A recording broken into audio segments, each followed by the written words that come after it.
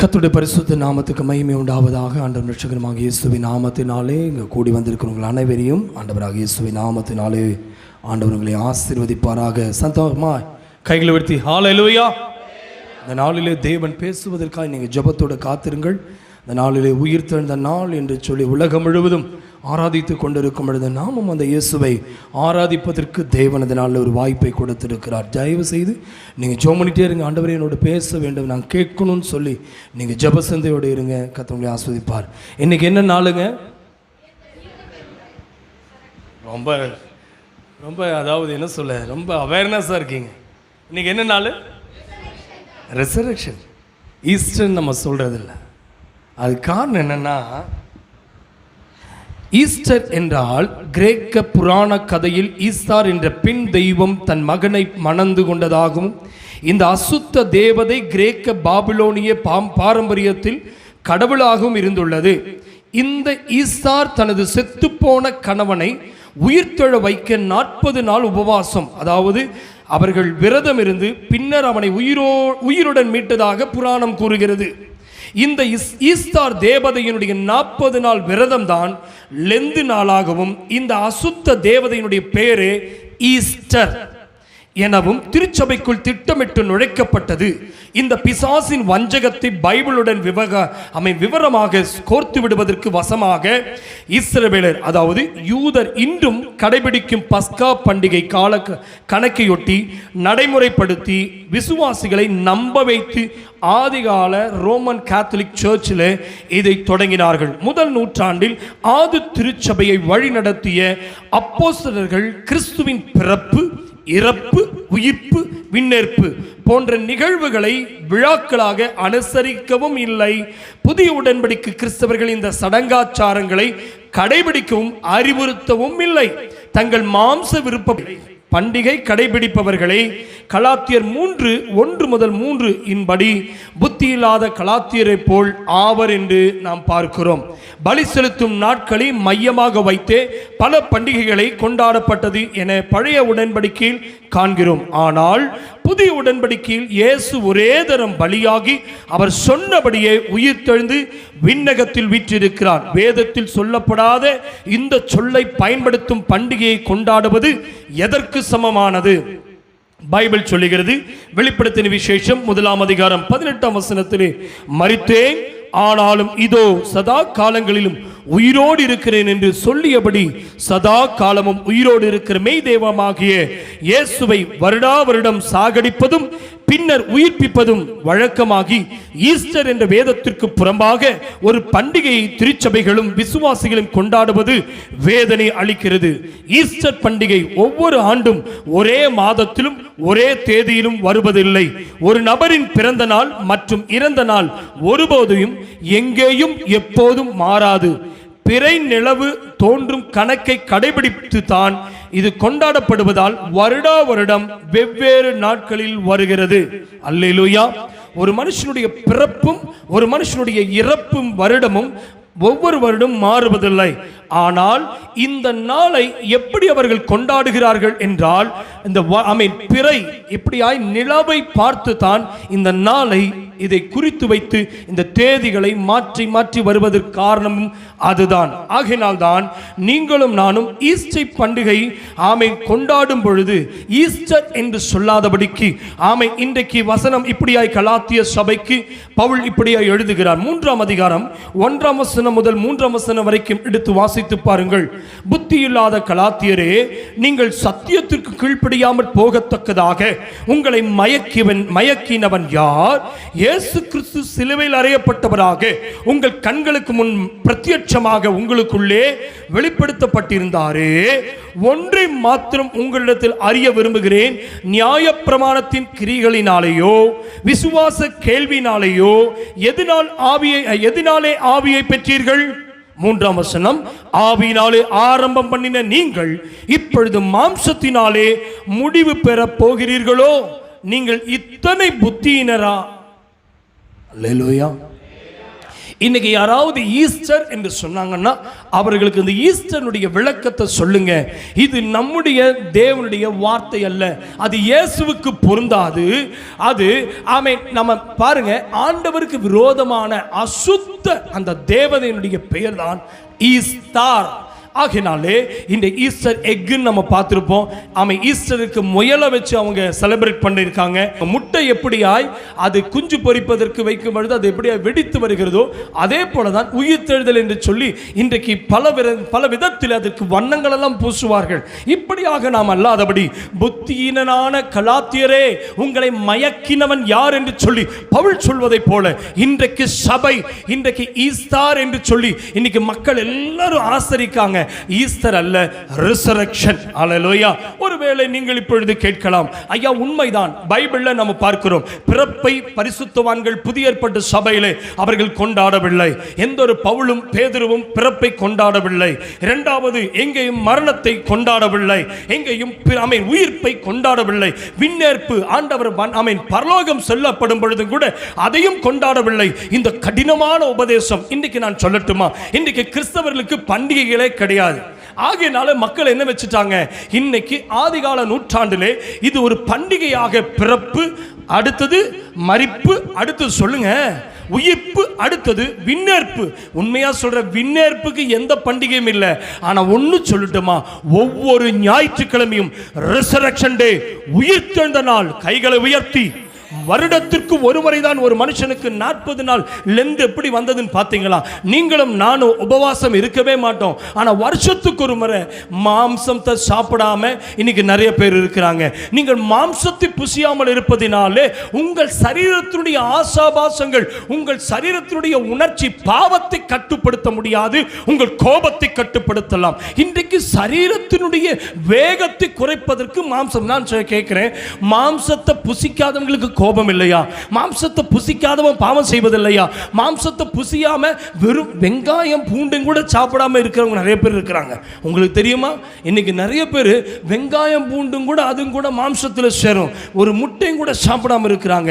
இன்னும் சொல்ல போனோம்னா, நீங்க உபயோகப்படுத்துகிற சோப்புலையும் கூட கொழுப்பு இருக்குது, அந்த சோப்பும் கூட யூஸ் பண்ணக்கூடாது. அதனால தான் இன்னைக்கு புறஜாதி மக்கள் வியாழக்கிழமை சோப்பு யூஸ் பண்ண மாட்டாங்க. இன்னைக்கு உங்களுக்கு தெரியுமா, நீங்களும் நானும் இந்த மாம்சத்துக்குரிய இந்த உலகத்திலே நாம் புசிப்பதினாலேயோ குடிப்பதினாலேயோ ஆண்டவர் ஒரு நாளும் நம்முடைய பாவத்தை மன்னிப்பதில்லை. நம்மை ஆசீர்வதிப்பதற்கு ஒருவேளை நீங்கள் கொழுப்பான ஆகாரத்தை புசியாமல் இருப்பதினால் அல்ல, பாவத்தை விடுவதினால் தான் இயேசு ஆசீர்வதிப்பார். பரிசுத்தமாய் வாழ்கிறவனுக்கு தான் பரலோகம், பரிசுத்தமாய் வாழ்வதற்கு தான் இந்த தேவன் இயேசு கிறிஸ்து நமக்காய் மரித்தார். 40 நாள் உபவாசம் இயேசு இருக்கவே இல்லை. இயேசு ஊழியத்தை துவங்கும் பொழுது 40 நாள் உபவாசத்தை துவங்கினார். இயேசு பிசாசோடு யுத்தம் பண்ணுவதற்கு 40 நாள் உபவாசம் பண்ணினார். உபவாசம் இருப்பது தவறல்ல. அதற்காக நீங்களும் நானும் இன்றைக்கு சில ஜனங்கள் என்ன செய்றாங்க, நைட்டு சாப்பிட்றவங்க இருக்காங்க, பகலெல்லாம் அவங்க என்ன செய்வாங்க, சாப்பிட மாட்டாங்க, ஆனால் நைட்டு சாப்பிடுவாங்க. அவங்க யாருன்னு உங்களுக்கு தெரியும். நைட்டு சாயங்காலம் அவங்க தொழுது பிறகு அவங்க சாப்பிட்டு ஏர்லி மார்னிங் 4 மணிக்குள்ள சாப்பிட்டுருவாங்க. நான் ஒன்று சொல்லட்டுமா, அவர்களை போல நாமா இல்லை, நான் ஒன்று சொல்றேன், நம்முடைய ஆண்டவர் உபவாசத்தில் பிரியப்படுகிற தேவன் தான். ஆனால் மாம்சத்தையும் நீங்கள் ஒருவேளை ஆடம்பரமான வஸ்திரத்தை உடுத்தாமல் இருப்பதினாலே ஆண்டவர் பிரியப்படுவதில்லை. ஆண்டவர் விரும்புகிறது உன்னை பரிசுத்த அலங்காரத்துடனே தேவனை தொழுது கொள்ள வேண்டும் என்று ஆண்டவர் விரும்புகிறார். ஆண்டவர் விரும்புகிறது உன்னுடைய இருதயம் பரிசுத்தமாய் இருக்க வேண்டும் என்று ஆண்டவர் விரும்புகிறார். ஆண்டவர் விரும்புவது உன்னுடைய வாழ்க்கை பரிசுத்தமாய் இருக்க வேண்டும் என்று விரும்புகிறார். ஆண்டவருடைய பிள்ளையை பரிசுத்தமாய் நடத்த வேண்டும் என்று விரும்புகிறார். ஒரு வருடம் 40 நாள் புகைப்பழக்கத்தை விட்டுவிட்டு 40 நாள் குடிப்பழக்கத்தை விட்டுவிட்டு இன்றைக்கு உயிர்த்தெழுந்த நாள் என்று சொல்லி ரிசரக்ஷன் டேவே, இன்றைக்கு ஈஸ்டர் டேவே, இன்றைக்கு இரவோடு இரவாய் இயேசு ஒரு வருடத்துக்கு ஒரு முறை மரிப்பதும் ஒரு வருடத்துக்கு ஒரு முறை உயிர்ப்பது அல்ல. என் இயேசுவுக்காக பைபிள் சொல்லுகிறது. பைபிளில் எங்க சந்தோஷம் என்று பைபிள் சொல்லுகிறது என்றால், நீங்கள் மாம்சத்தை புசியாமல் இருப்பதால் அல்ல. பைபிள் சொல்லுகிறது, மனம் திரும்புகிற சொல்லு, பாவத்தை விட்டு மனம் திரும்புகிற என்னை போல ஒரு பாவி மனம் திரும்பும் பொழுது பைபிள் சொல்லுகிறது பரலோகம் சந்தோஷப்படுகிறதாம். தேவ பிள்ளையே, உன்னுடைய டேபிள் சந்தோஷப்படுவதாக சந்தோஷப்படுவதல்ல, தேவப்பிள்ளையுடைய வீடு சந்தோஷப்படுவதல்ல. என் வேதம் சொல்லுகிறது, சகேயும் மனம் திரும்பின போது ஆமென், அந்த வீட்டுக்கு ஒரு ரட்சிப்பு வந்தது. சகேயும் மனம் திரும்பின போது அந்த கிராமத்துக்கு ஒரு ரட்சிப்பு வந்தது. ஜனங்கள் சொன்னார்கள், இவன் பாவி என்று. ஆனால் கர்த்தர் சொன்னார், நான் உன் வீட்டிலே தங்க வேண்டும். எத்தனை பேர் ஆயத்தமா இருக்கீங்க? ஒருவேளை உங்கள் பாவம் 40 நாளுக்கு மட்டும்தான் உங்களால் கண்ட்ரோல் பண்ண முடியுமா? நான் விசுவாசிக்கிறேன், அவர்களுக்கு 40 நாள் தான் புகைக்காமல் இருக்க முடியும். 40 நாள் தான் அவர்கள் விரதம் இருக்க முடியும். 40 நாள் தான் உங்கள் வாயை கண்ட்ரோல் பண்ண முடியும். ஆனால் உங்களையும் என்னையும் கண்ட்ரோல் பண்ணுவது என் சரீரம் அல்ல, உங்களையும் என்னை கண்ட்ரோல் பண்ணுவது பரிசுத்த ஆவியானவர். ஆமென் இல்லையா? சிஸ்டர், நீங்க மாம்சத்தின் பலத்தில் உங்க வாயை அடக்க முடியாது. பைபிள் சொல்லுகிறது, உன் வாயை கடிவாளத்தினாலே நீ கண்ட்ரோல் பண்ண உன்னால முடியலைனா, இன்றைக்கு சொல்றார் ஆண்டவர், ஆண்டவர் கண்களுக்கு கலிக்கத்தை போடும். தாவீது இப்படியா சொல்லுகிறார், அபிஷேகம் பெற்ற மனிதனால் பத்சேபாளை பார்க்காமல் இருக்க முடியவில்லை. பத்சேபாளிடத்தில் ஒருமுறை செய்த பாவத்தின் நிமித்தமாய் அவன் அனுதினம் அழுது கொண்டே இருந்தான். ஒருமுறை நாத்தான் வந்து அவனை எச்சரித்த பொழுது அவன் ஒருமுறை அவன் மனம் திரும்பினான். இன்று பகல் ஆவியான ஒரு வாய்ப்பை கொடுக்கிறான். இந்த உயிர்த்தெழுந்த சரீரம் ஒருமுறை ஞான ஸ்நானம் பெற்ற பிறகு, நான் பாவத்துக்கு செத்த பிறகு மீண்டும் என்னுடைய சரீரத்தில் பாவம் எப்படி குடிக்கொள்ளலாம்? சாத்தானை விட்டு நான் பிரிந்து இயேசுவோடு இணைந்த பிறகு சாத்தான் எப்படி எனக்குள் வாழலாம்? பிரதர், பொய்யின் ஆவி உங்களுக்குள் இருக்கும் பொழுது மெய்யான ஆவி எப்படி உள்ளே வரும்? நான் பேச வேண்டியது நிறைய இருப்பதுனால உங்களுக்கு ஜஸ்ட் ஒரு ஃபவுண்டேஷன் போட்டு நான் போகிறேன். உங்கள் மைண்டை ஃப்ரீ பண்ணி விடுறேன். பாரம்பரிய சபையில் உள்ளவர்களைப் போல நாமும் ஒருவேளை மலரை தலையில் வைக்காமல், நீ நல்ல பட்டாடை வஸ்திரம், இன்னைக்கு தான் எல்லாருமே புத்தாடை உடுத்திருப்பாங்க. நான் சொல்லுகிறேன், என்றைக்கு ஒரு ரட்சிப்பின் வஸ்திரத்தை ஒரு மனுஷன் தரித்து கொண்டானோ, என்னைக்கு பாவ மன்னிப்பின் நிச்சயத்தை பெற்றுக்கொண்டு ஞான ஸ்நானத்தை பெற்றுக்கொள்கிறானோ, அவனுக்கு ஒவ்வொரு ஞாயிற்றுக்கிழமையும் அது ஒரு ரிசரக்ஷன் டேவாக இருக்கட்டும். இன்னைக்கு அநேகருக்கு ஞாயிற்றுக்கிழமை அவர்களுக்கு வருவதற்கு நேரம் இல்லை. நேரமேனா எப்படின்னா செய்தி நேரத்தில் தான் வருவாங்க, பாட்டு ஆராதனைக்கெல்லாம் வரமாட்டாங்க. இன்னைக்கு சொல்கிறேன், இதில் நீ மனம் திரும்புங்கிறேன். நீ பாட்டு ஆராதனை விட்டுட்டு அவர் உனக்காய் பட்ட பாடுகள் நினையாமல் இன்றைக்கு தேவ சமூகத்தில் வந்து அமர்ந்திருக்கிற தேவ பிள்ளையே, உன்னுடைய நிர்விசாரத்தை விட்டு நீ மனம் திரும்பு. நீ அவரை தினந்தோறும் கொண்டு இருக்கிறாய். ஒரு அரை மணி நேரம் அவரை பாடி துதிக்க உனக்கு டைம் இல்லைன்னா அநேக ஆசீர்வாதங்கள் உன்னை பின்னாடி பின்பற்றுவதில்லை. இன்னைக்கு நான் ஒன்றை சொல்லுகிறேன், யோபை காட்டிலும் நீ விலையேற பெற்ற மனிதனா? ஆமென். லோத்தினுடைய மனைவி காட்டிலும் நீ விலையேற பெற்றவளா? நான் ஒன்றை கேட்கிறேன், லோத்தின் மனைவி என்ன பாவம் செய்தா? ஒரு பாவம் செய்யலையே.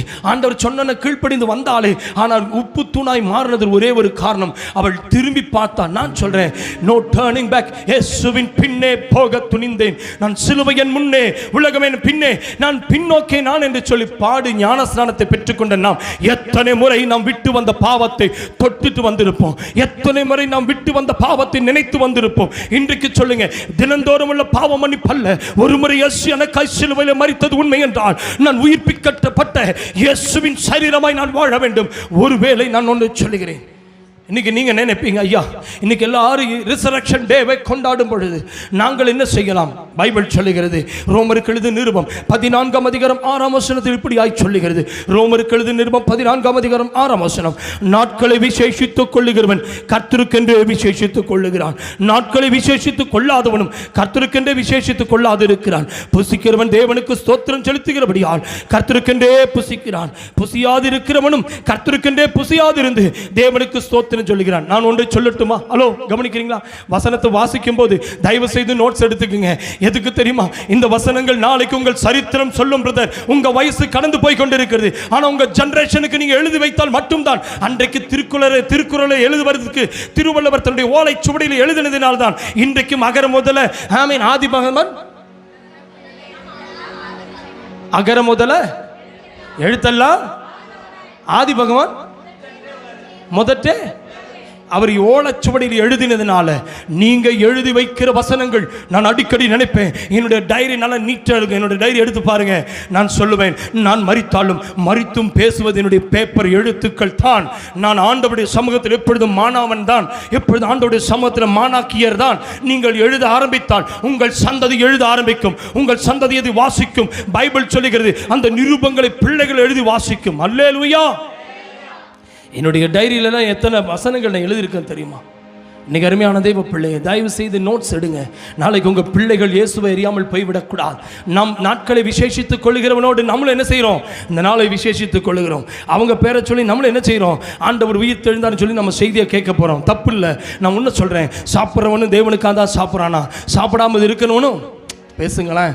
நான் சொல்கிறேன், ஆமீன். இயேசு கிறிஸ்து கொடுத்தது மீன் கொடுத்தாரு. ஆமீன், ஆமீன், ஆமீன். ஊழியத்தை ஆரம்பிக்கும் போது மீனை கொடுத்தாரு. ஊழியத்தை முடித்து போகும்போது பேதுரை கூப்பிட்டு, நீ பசியாக இருக்கிறீல்ல, இந்த வா, உனக்கென்று சுட்ட மீனை சாப்பிடுன்னு சொல்லி மீனை கொடுத்து தான் கிளம்பினாரு. நான் ஒன்று சொல்கிறேன், புசிக்கிறவனும் தேவனுக்காய் புசிக்கிறான். புசியாமல் இருக்கிற தானியேல் என்ன செய்தான்? வெறும் தானிய வகைகள், பருப்பு வகைகள் தான் சாப்பிட்டான். அதனால சாப்பாடு ஒரு மனுஷனுடைய பாவத்தை தடுக்காது. சில பிரதிஷ்டை பண்ணிக்கிறான். என்ன பிரதிஷ்டை? இனிமேல் நான் எப்பொழுதுமே கீரை வகைகளை நான் சாப்பிடுவேன் சொல்லி. நான் ஒன்று சொல்லட்டுமா? நீங்கள் புசித்தாலும் புசியாமல் இருந்தாலும் நாட்களை விசேஷித்துக் கொண்டாலும் விசேஷியாமல் இருந்தாலும் நீங்கள் கர்த்தருக்கென்றே மனப்பூர்வமாய் செய்யுங்கள். நீங்கள் எதை செய்தாலும் கர்த்தருக்கென்றே செய்யுங்கள். இந்த காலவேளையில் ஆவியான உங்களோடு பேசுகிறார். அருமையான தெய்வ பிள்ளையே, உயிர்த்தெழுந்த இயேசுவை நீங்கள் எவ்வளவாய் கொண்டாடி கொண்டிருக்கிறீர்கள்? அவர் நமக்குள்ள உயிருள்ளவராய் இருக்கிறாரா? இன்றைக்கு இயேசு உங்களோடு இருக்கிறாரா? யோசித்து பாருங்கள்.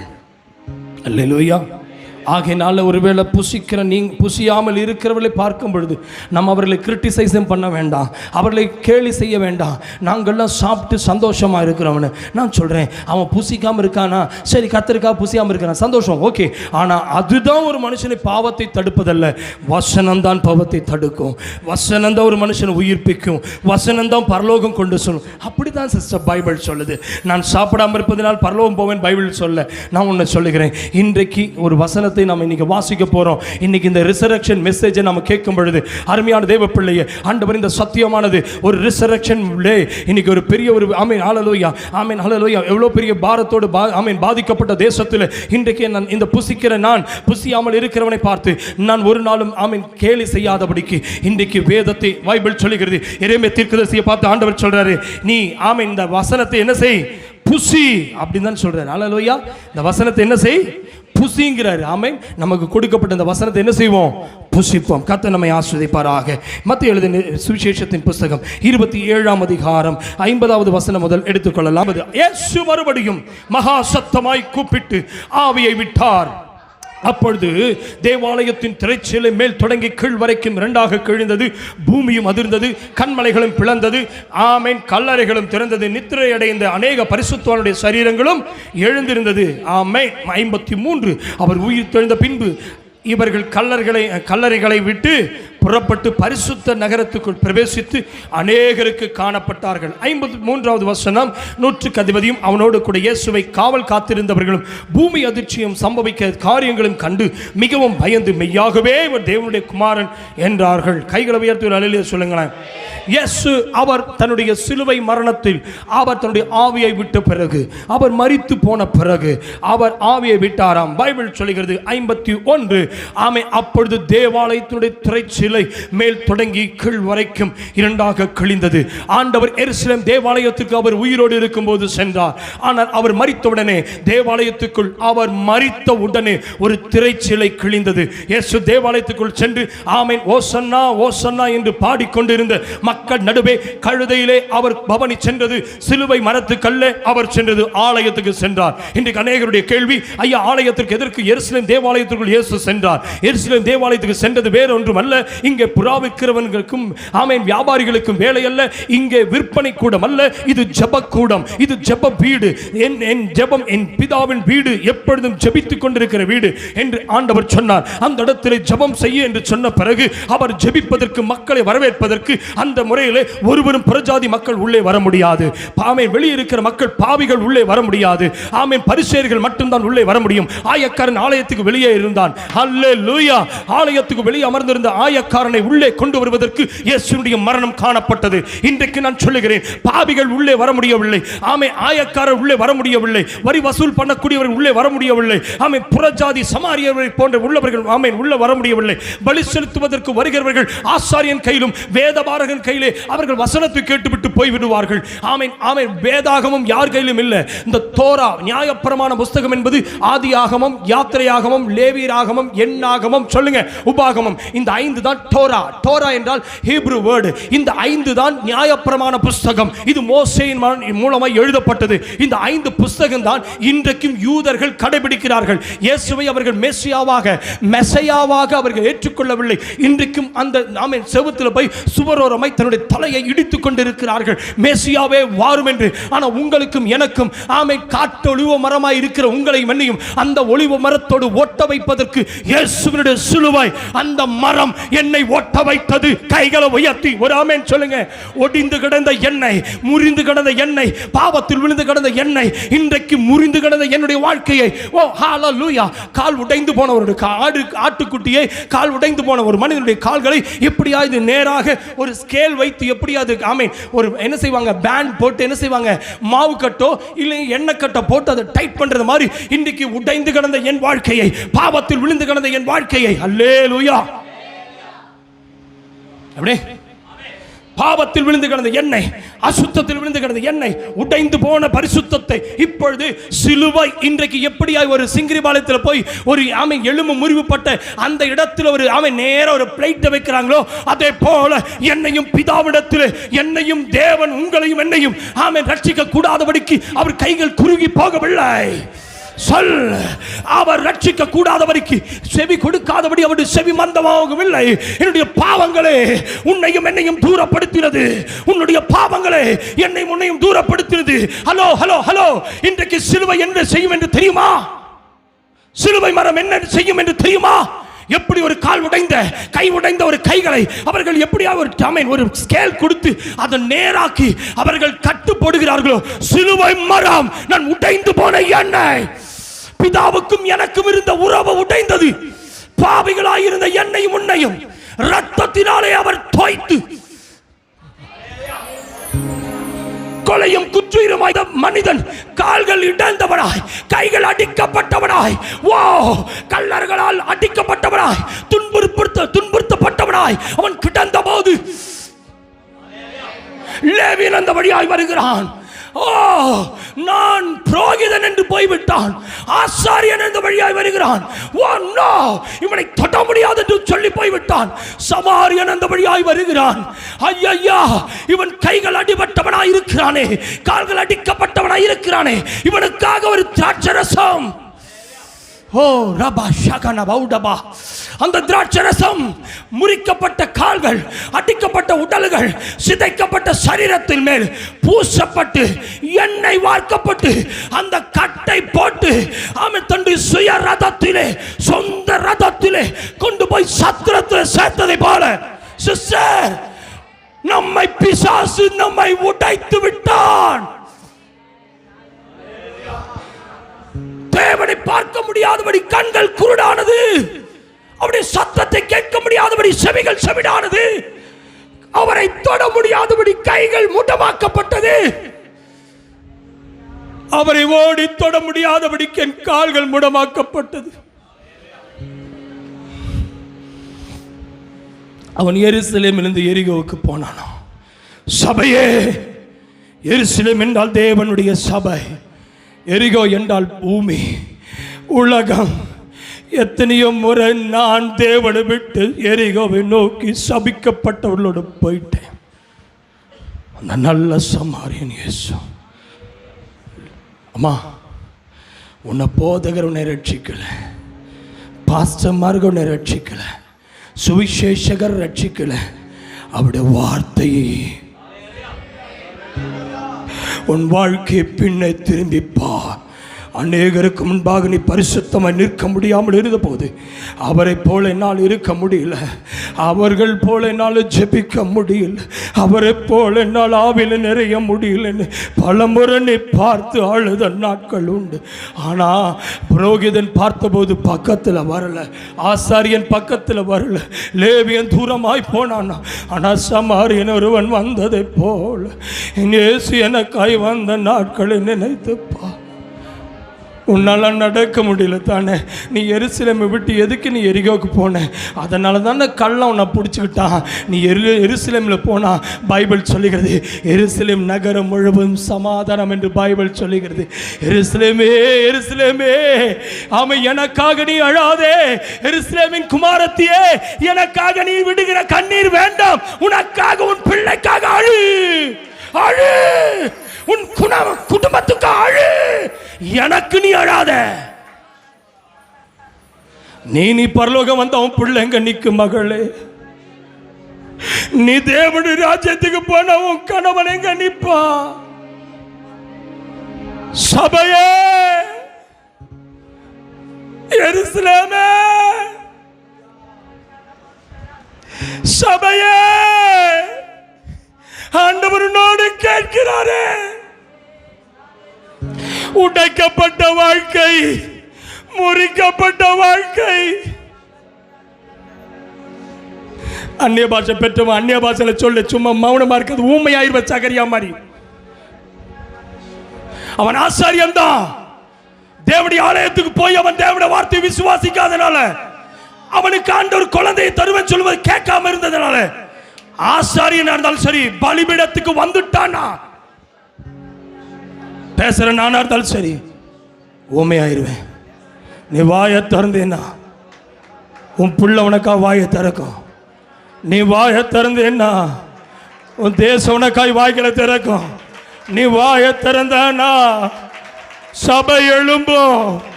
இன்னைக்கு ஆண்டவர் உன்னை பார்த்து சொல்லுகிறார், எருசலேம் குமாரத்தியே,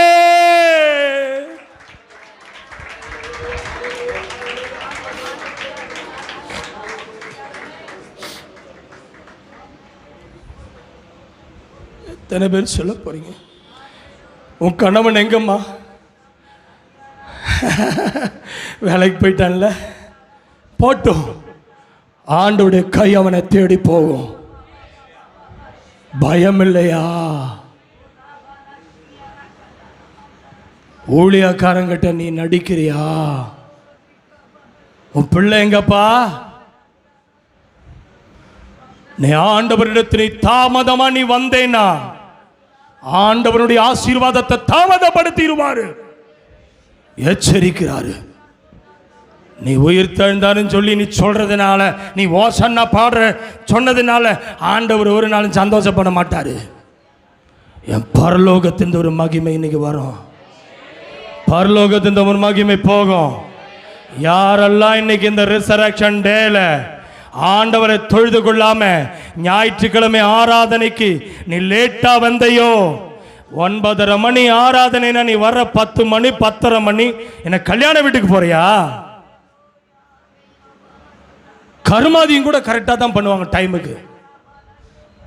அப்பாவை பார்க்க வர நீ கைகள் முறிந்தவனாக, கால்கள் முறிந்தவனாக, ஒடுக்கப்பட்டவனாக, கொலையும் குற்றியுமாக, அப்பா அங்க வரல. அந்த கள்ளர்கள் கையில் அகப்பட்ட போது அம்மா அவனை காப்பாற்றல. சமாரியன் நின்று தன் ரதத்தில் சேர்த்து கொண்டானே. இன்னைக்கு என்ன சொல்லட்டுமா? உடைக்கப்பட்ட கால்கள், முறிக்கப்பட்ட கால்களுக்கு ஒரு ஸ்கேல் தேவைப்படும் என்றால், இதோ ரட்சிக்க கூடாதபடிக்கு என் கைகள் குறுகி போகவும் இல்லை, கேட்க கூடாதபடிக்கு செவி மந்தமாகவும் இல்லை. உன் அக்கிரமங்களே எனக்கும் எங்களுக்கும் உன் தேவனுக்கும் நடுவாக. அப்பா, நீ அண்ணன் தம்பியில நீ பிரிஞ்சாவே ஆண்டவரால பொறுத்துக்க முடியலையே. புருஷ மனைவி பிரிஞ்சிருந்தாவே ஆண்டவரால பொறுக்க முடியலையே. சபையில் இருக்கிற விசுவாசி ஊழியக்காரனை விட்டு பிரிஞ்சாவே பொறுக்க முடியலையே. நான் பிரிஞ்சிருப்பது மனுஷனிடத்தில் அல்ல, என் அப்பாவை விட்டு நான் பிரிஞ்சிருக்கிறேனே. ரபமானா ஹத்துடா கானா சங்கா.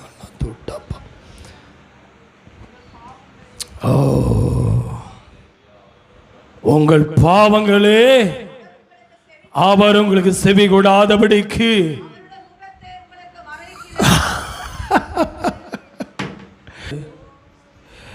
எனக்கு தெரில, யாரோ இந்த இடத்துல நிற்கிற, நீ எனக்கு முன்னாடி நீ வேஷம் போடலாம், மறைக்கப்பட்ட முகமா இருக்கே, போதும் நீ வேஷம் போட்டது. நீ ஆசீர்வாதத்திற்காக பூமியில ஒரு கிறிஸ்தவர்களை வாழாத உயிருள்ளவனா நீ வாழ. நீ உயிருள்ளவன் என்று சொல்லியும் செத்தவனாயிருக்கிறாயே.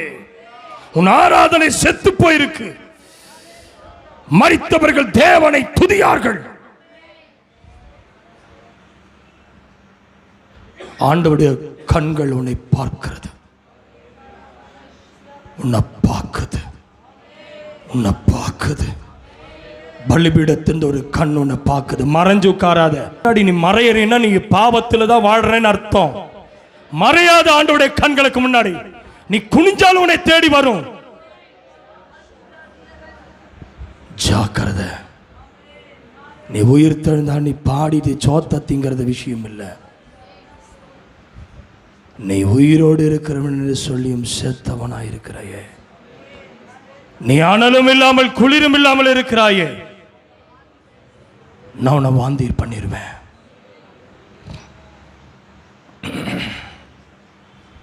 இன்னைக்கு சொல்லுங்க, நான் இதை பிளான் பண்ணி வரல, ஆவியான சொல்றேன். கால் உடைந்த மனிதனை எப்படியா இந்த சிங்கிரிபாளையத்தில் சென்று புத்தூருக்கு போய் இந்த கால்களை கட்டு போடுவதற்கு ஸ்கேலை வைக்கிறாங்களோ, பிதாவாகிய தேவன் அந்த இடத்துல ஒரு ஸ்கேலை வச்சதை போல என்னை படுக்க வைப்பதற்கு பதிலாக அவரை படுக்க வச்சு அடிக்கப்படும் பொழுது அவர் சிலுவையில் ஐயோ முடியல, ஆணிகள் அடித்த போது அவர் வாங்கினாரே அந்த அடியெல்லாம் எதுக்கு தெரியுமா? உடைந்து போன கைகளை நேராக்குவதற்கு, அந்த கால்களை நேராக்குவதற்கு எப்படியாக ஒரு தடி தேவைப்பட்டதோ அதே போல் ஒரு மரம் தேவைப்பட்டது. காட்டு ஒளிவ மரத்தில் இருக்கிற உங்களையும் என்னையும் ஒரு நல்ல ஒளிவ மரத்தோட உடஞ்சு கிடந்த அந்த இடத்துல என்னை ஓட்ட வச்ச தேவன் நல்ல தேவன். ஆவியானவர் உன்னோடு பேசுறாரு.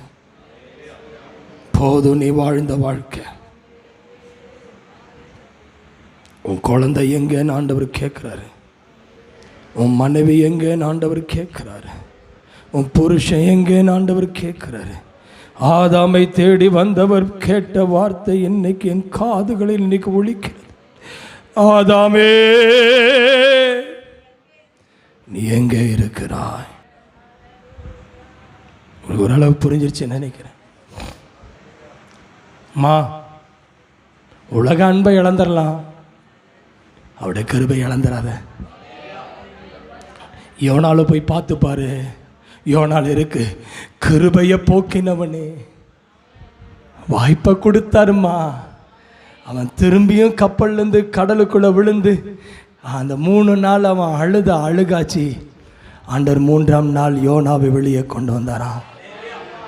என் இயேசு எனக்காக பூமிக்குரிய அந்த மண்ணில் அவர் புதைக்கப்படுவதற்கு முன்பாக திரைச்சலையை கிழிச்சார்.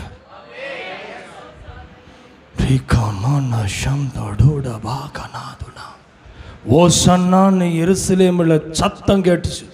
எங்க பார்த்தாலும் ஓசன்னான்னு கேட்டுச்சு. ஆண்டவர் ஓசன்னான்னு சொன்னவனை பார்த்து நிக்கல. ஓசன்னான்னு சொன்னவன் வீட்டுக்கு போல. ஆண்டவர் தன்னுடைய சொந்த வீட்டுக்கு போனாரு. இது என் அப்பா வீட்டுக்கு நான் வந்திருக்கிறேன். இங்க வந்தா யாரு ஜெபம் பண்றதுக்கு இல்லை, இங்க வியாபாரிகள் தான் இருக்காங்க. இங்க வந்தது எதுக்கு தெரியுமா? நீ உள்ள வர்றது ஜெபம் பண்ணும். நேரா ஈக்குவல் பண்ணி பாருங்க. இந்த ஜெப வீட்டில் இருக்கிற திரைச்சாலை கிழியணும்னா இயேசு சிலுவையில மறிக்கணும். அதுக்கு முன்னாடி அவர் பாதம் போய் ஆலயத்தில் வச்சுட்டாருல.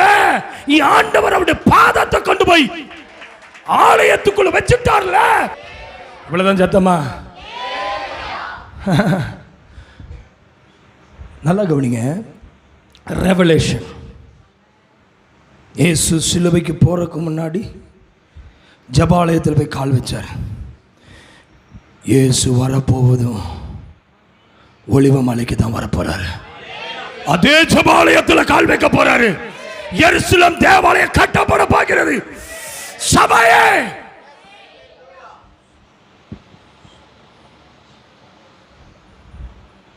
கல்லறை திறந்திருக்கு. ஆனா நீ போய் கல்லறையில் படுத்து மூடிக்கிட்டு உட்கார்ந்துருக்க. அவர் கல்லர் ஓப்பனா இருக்குது. உன் வீடு,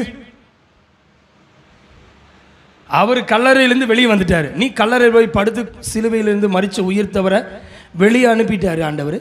நீ என்ன பண்ணுற? கல்லை தூக்கி போட்டு உள்ளே படுத்துக்கிட்ட. வெளியே செயின் போட்டு உட்காந்துருக்கான். ஆமாம், இல்லையா? உடையணும், உடையணும். உன் முத்திரை ஒட்டையணும், முத்திரை ஒட்டையணும். இப்போ சொல். இப்போ திரும்பி பின்னாடி இருந்து வரலாமா? அப்பா, எனக்கு உமக்கும் பிரிவனை உண்டாக்குற திரைச்சிலைய சொல்லுப்பா. என் பிள்ளையினுடைய திரைச்சிலைய, என் மனைவியினுடைய திரைச்சிலைய, என் கணவனுடைய திரைச்சிலைய போட்டு வச்சிருக்கிறான் அவன் புருஷன். அது மேலிருந்து கீழே வரைக்கும் கிழியணும். என் ஜபம் அந்த திரைச்சிலை கிழிக்கணும்னா, அப்பா ஜப வீட்டில் போய் கால் வச்சாரு, சிலுவையில் அவர் கண்ணை மூடினாரு. இன்னைக்கு சொல்றேன், என் கண்கள் மூடுவதற்கு முன்பாக என் சபைக்குள் இருக்கிற குடும்பத்தினுடைய என் ஜாதி திரைச்சிலை அபிஷேகத்தை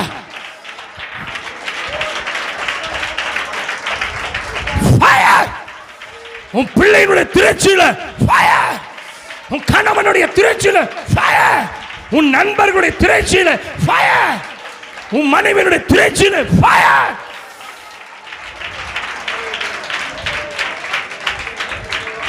ஹல்லேலூயா. கிழிக்க போறது ஆள் தான்.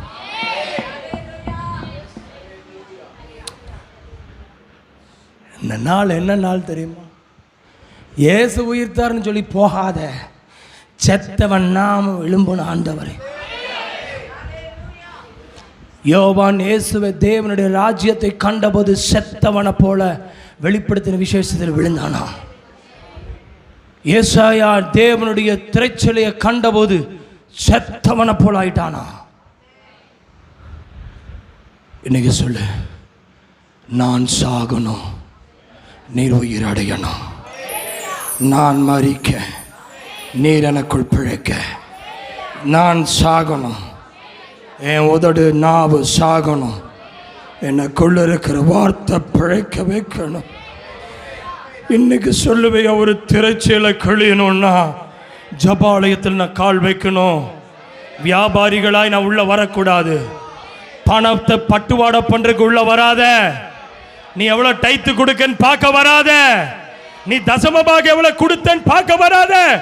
நீ வியாபாரி அல்ல. ஆசீர்வாதம் வேணுமா? சாட்டவார் கிடைக்கும். நீ ஜெபி, ஆலயத்தில் கால் வைப்ப, அடுத்த வீட்டினுடைய திரைச்சலை கிழியும். ப்ராஃபஸி. இங்க நாமே நடிகர்களுக்கு அவசியம் இல்லை, நடிகைகளுக்கு அவசியம் இல்லை. உன் திரைச்சலை கிழியணும், உன் குடும்பத்தின் திரைச்சலை கிழியணும். அப்பா, ஃபயர் ஃபயர் ஃபயர் ஃபயர். கைத்தொட்டி அபிஷேகத்தை பெற்றுக்கொள்.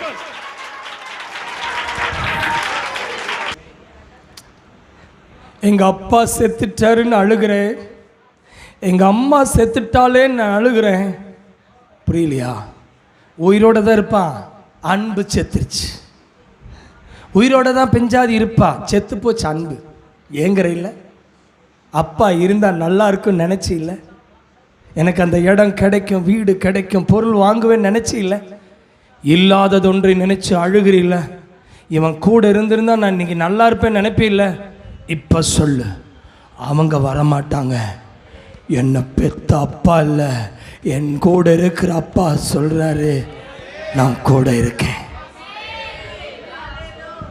இல்லாததை ஒன்று நினச்சி அழமாட்டேன், கிடைக்காத ஒரு ஆசைக்காக நான் என்ன யாராவது சொல்லுவாங்களா, முடவனுக்கு என்ன ஆசையா? கொம்பு தேன் மேலே ஆசையா? நானே முடவன், நான் அந்த தேனை சாப்பிட்ணுன்னு ஆசைப்படுறேன். உலகம் ஒன்று முடவன் ஆக்கியிருக்கு. உனக்கு என்ன தெரியும்? உனக்கு தான் ஜெபம் பண்ண தெரியாது. நீ தான் அப்படி இல்லையே, நீ தான் ஆண்டவர் இல்லையே. யாரோ முடவனாக்கி வச்சிருக்காங்க. இன்னைக்கு சொல்லுங்க, இன்னைக்கு சொல்லுங்க, அப்பா உங்க வீட்டுக்கு வந்துட்டேன்.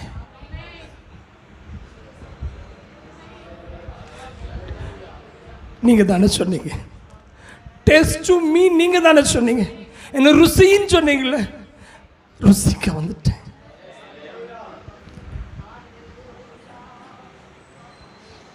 கேரளாவில் தான் அந்த ஒரு பாட்டு இருக்கு. ദുഃഖത്തിൻ പാനപാത്രം കർത്താവിൻ്റെ കയ്യിൽ തന്നു സന്തോഷത്തോടതു വാങ്ങി ഹല്ലേലൂയ പാടിയിടും ഞാൻ.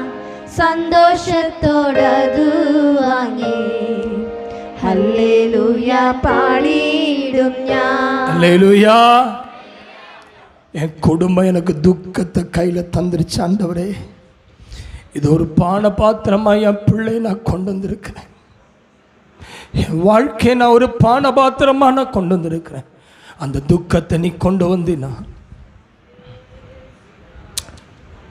இப்போ நிறைய பேர் சொல்லிட்டு இருக்கீங்க, நீங்கள் தானே என் கணவனை எனக்கு தந்தீங்க. யாரோ சொல்கிறதையும் காதில் கேட்குது. நீங்கள் தானே என் பிள்ளையை தந்தீங்க, நீங்கள் தானே எனக்கு வாழ்க்கையை தந்தீங்க, நீங்கள் தானே எனக்கு வேலையை கொடுத்தீங்க. இவங்க என்னை துக்கப்படுத்திட்டே இருக்காங்க. இன்னைக்கு அப்பா உன்னை பார்த்து பேசுகிறாரு. ஆண்டவர் உனக்கு கையில் கொடுத்த துக்க பாத்திரம் அல்ல, அவர் பாத்திரத்தை எடுத்து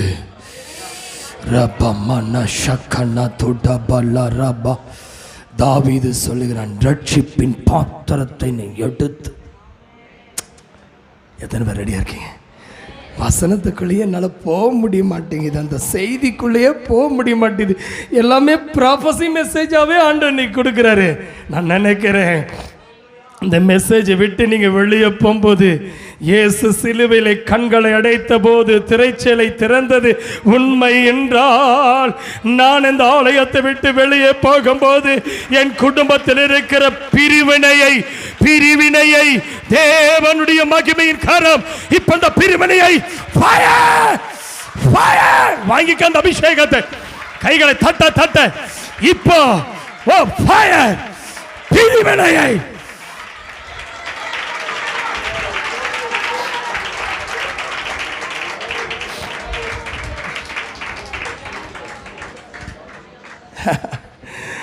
அல்லேலூயா மாற்ற போகிறார். அப்பா உங்களை பார்க்க வந்திருக்காரியா? எத்தனை பேர் அப்பா இங்கே உலாவறதை பார்க்குறீங்க? நான் இங்கே நிற்க என்னால் முடியல. ரியலாக சொல்கிறேன் உங்களுக்கு, நான் பிரத்யட்சமாக என் அப்பா இங்கே நிற்கிறது என்னால் ஃபீல் பண்ண முடியுது, என்னால் இங்கே கண்ட்ரோல் பண்ண முடியல. ஹலோ நெகேமியா பிரதர், நெகேமியா எந்திரிப்பா, கையில் நோட்டு பைபிள் எடுப்பான், இங்கே வாப்பா. வயசு 49. திரும்பிப்பா. 15 வருஷத்துக்கு முன்னாடி இந்த மனுஷன் வந்தார். 15 வருஷத்துக்கு முன்னாடி என் கூட வந்தார். ஜோசியக்காரர் இந்த மனுஷன். இவர் பேர் சரவணன். ஆனால் என்னைக்கு ஞானஸ்நானத்தை அபிஷேகம் பெற்றார் தெரியுங்களா? அவங்க மனைவியும் அவங்க இவரும் சேர்ந்து முதல் முறையாக ஏசப்போட அன்பை சொன்ன உடனே அந்த அன்னைக்கு அபிஷேகத்தை கர்த்தர் கொடுத்தாரு. அன்னையிலேருந்து நீங்கள் வீட்டில் போய் பார்க்கலாம், பல புஸ்தகம் வச்சுருக்காரு. நான் பேசின பிரசங்கங்களை நோட்டை காட்டுப்பா. காலேஜ் ஸ்டூடெண்ட் மாதிரி அவர் நோட் எழுதுறாருன்னா எத்தனாம் கிளாஸ் படிச்சிருக்கேங்கப்பா? +2 படிச்சிருக்கிறாரு. ஆனால் இன்றைக்கி அருமையான மகனை இன்றைக்கி ஊழியக்காரனை பயன்படுத்துகிறாருன்னா இந்த நோட்டில் எழுதி என் பிரசங்கம்தான் வச்சுருக்கிறாரு. வேறு யார் செய்தியும் கேட்க மாட்டார். என் பிரசங்கத்தை பண்ணி இன்றைக்கி அவர் பெரிய பிரசங்கியாராக நிற்கிறாரு. இன்றைக்கி அவர் மாணவன் தான். நீங்கள்லாம் சேரில் உட்காந்துருங்க, அவர் கீழே உட்கார்றாரு பார்த்தீங்களா? எதுக்கு சொல்ல வரேன்னா, தேங்க்யூப்பா, போய் உட்காருங்க. எதுக்கு சொல்கிறேன்னா, ஒரு நாள் முதன்மையை எதிர்பார்க்க மாட்டார். ஆனால் நீங்கள் பார்த்தீங்கன்னா அவர் 49 வயசு. ஆனால் இன்றைக்கி அவருடைய வாழ்க்கையில் இன்றைக்கி இத்தனை ஆசீர்வாதத்துக்கு முக்கிய காரணமே நாம் கொடுக்குற ஒவ்வொரு வசனத்தை எழுதுவார். ஆனால் நீங்கள் எழுதுவீங்களா? உங்கள் டைரியில் நீங்கள் எழுதுனீங்கன்னா நீ செத்தாலும் உன் டைரியில் இருக்கிற எழுத்து சாகாது, உன் ஜென்ரேஷன் வாசிக்கும். நான் சொல்கிறேன், எப்படி ஒரு மாணவன் இன்றைக்கும் மாணவனாகவே இருக்கிறான், அவன் என்றைக்கு டீச்சராக மாறுவானோ, இன்றைக்கி நான் சொல்கிறேன், நீங்கள் ஆண்டவருக்கு முன்னாடி எப்போவுமே மாணவன் தான். பரிசுத்த ஆவியான டீச்சரு. நீ வெறும் பைபிளை கொண்டு வந்து உட்காந்துட்டு எழுதும் கூட மாட்டேங்கிற. எத்தனையோ ஆவிக்குரிய சத்தியங்களை கொடுக்குறாரு, நீ என் முகத்தை தான் பார்த்துட்ருக்குற. தயவு செய்து இப்படி ஊழியக்காரனாக மாறி பல இடத்துல அற்புத ஊழியத்தை செய்யணுன்னா இன்றைக்கி நோட்ஸ் எடுக்க ஆரம்பிங்க. எதுக்கு சொல்ல வரேன்னா, உங்கள் வாழ்க்கையில் அதை முன்னேறுவதற்கு உங்கள் எழுத்தாணியிலே, நான் தான் ஏற்கனவே சொன்னேன், திருவள்ளுவர் ஒருவேளை அவர் ஓலைச்சுவடியில் எழுதலின்னா இன்றைக்கி நம்ம கையில் அந்த திருக்குறள் கிடைச்சிருக்காது. நேற்று ஒரு ஸ்டோரி நாங்கள் பார்த்துட்டு இருந்தோம், பைபிள் எப்படி சுவிசேஷம் இந்த தேசத்துக்கு வந்துச்சுன்னு. அது கிடைக்கிறதுக்கு அவ்வளோ கஷ்டப்பட்டுருக்காங்க. அப்போ தான் நான் யோசித்தேன், என் விசுவாசிகையா எவ்வளோ பின்தங்கி இருக்காங்க, வசனத்தை எழுத சொன்னால் எழுதவே மாட்டேங்கிறாங்கன்னு. அடுத்த வாரம் ஞாயிற்றுக்கிழமை வந்து நீங்கள் டைரியோடு வாங்க. உன் கையில் பைபிளோட டைரி இருக்கணும். நாளைக்கு நீ மரித்தாலும் எழுத்தும் அந்த வார்த்தைகள் மூலமாக பேசும். அல்ல மத்தேயு 27:52 கல்லறைகள் திறந்தது. 53 பாருங்கள், 54 நூற்றுக்கு அதிபதியும் அவனோடு கூட இயேசுவை காவல் காத்திருந்தவர்களும் பூமி அதிர்ச்சி சம்பவித்த காரியங்களையும் கண்டு மிகவும் பயந்து மெய்யாகவே அவர் தேவகுமாரன், அல்லேலூயா, அவர் வாழ்ந்தபோது கண்டுகொள்ளாதவன் மரித்தவுடனே இயேசுவை தேவகுமாரன் என்று அந்த நூற்றுக்கு அதிபதி கண்டுகொண்டானாம். 55 மேலும் இயேசுவுக்கு ஊழியம் செய்யும்படி கலிலேயாவிலிருந்து அவரோடு வந்திருந்த அநேக ஸ்திரீகள் அங்கே தூரத்தில் நின்று பார்த்து கொண்டிருந்தார்கள். 56 அவர்களுக்குள்ளே மகதலேனா மரியாளும் யாக்கோபும் யோசேக்கும் தாயாகிய மரியாளும் செபதேயும் குமாரருடைய தாயும் இருந்தார்கள். 57 சாயங்காலமான போது இயேசுவுக்கு சீஷனும் ஐஸ்வர்யமானுமாயிருந்த யோசேப்பு என்னும் பேர் கொண்ட அரிமத்தியா ஊரானாகிய ஒரு மனுஷன் வந்து பிலாத்தினிடத்தில் போய் இயேசுவின் சரீரத்தை கேட்டான். அப்பொழுது சரீரத்தை கொடுக்கும்படி பிலாத்து யோசேப்பு அந்த சரீரத்தை எடுத்து ஆமை துப்பட்டியிலே சுற்றி தன் கண்மலையிலே வெட்டியிருந்த தன்னுடைய புதிய கல்லறையிலே அதை வைத்து கல்லறையின் வாசலில் ஒரு பெரிய கல்லை புரட்டி போனான். 61 அங்கே மகதலேனா மரியாளும் மற்ற மரியாளும் கல்லறைக்கு எதிரே உட்கார்ந்திருந்தார்கள். ஆயத்த நாளுக்கு பின்னான மறுநாளிலே பிரதான ஆசாரியரும் பரிசேயரும் பிலாத்தினிடத்தில் கூடி வந்து, ஆண்டவரே அந்த எத்தன் எப்படிங்க இருக்கீங்களா? பரிசேயன் ஆசாரியர் என்ன செய்யறாங்க? அந்த இயேசுவை பார்த்து எத்தன், ஆண்டவனே அந்த அந்த எத்தன் உயிரோடு இருக்கும்போது 3 நாளைக்கு பின் எழுந்திருப்பேன் என்று சொன்னது எங்களுக்கு ஞாபகம் இருக்கு. ஹலோ, அந்த ஞாபகத்தை வச்சு 64 ஆகையால் அவனுடைய சீஷர்கள் ராத்திரியில வந்து அவனை என்ன செஞ்சிருவாங்க? களவாய் கொண்டு போய் மரித்தொழுந்து எழுந்தான் என்று ஜனங்களுக்கு சொல்லாதபடிக்கு முந்தின எத்தை பார்க்கலும் பிந்தின எத்து கொடிதாகாதபடிக்கும் நீர் 3 நாள் வரைக்கும் கல்லறையை பத்திரப்படுத்தும்படி கட்டளையிட வேண்டும் என்றார்கள். அல்லேலூயா.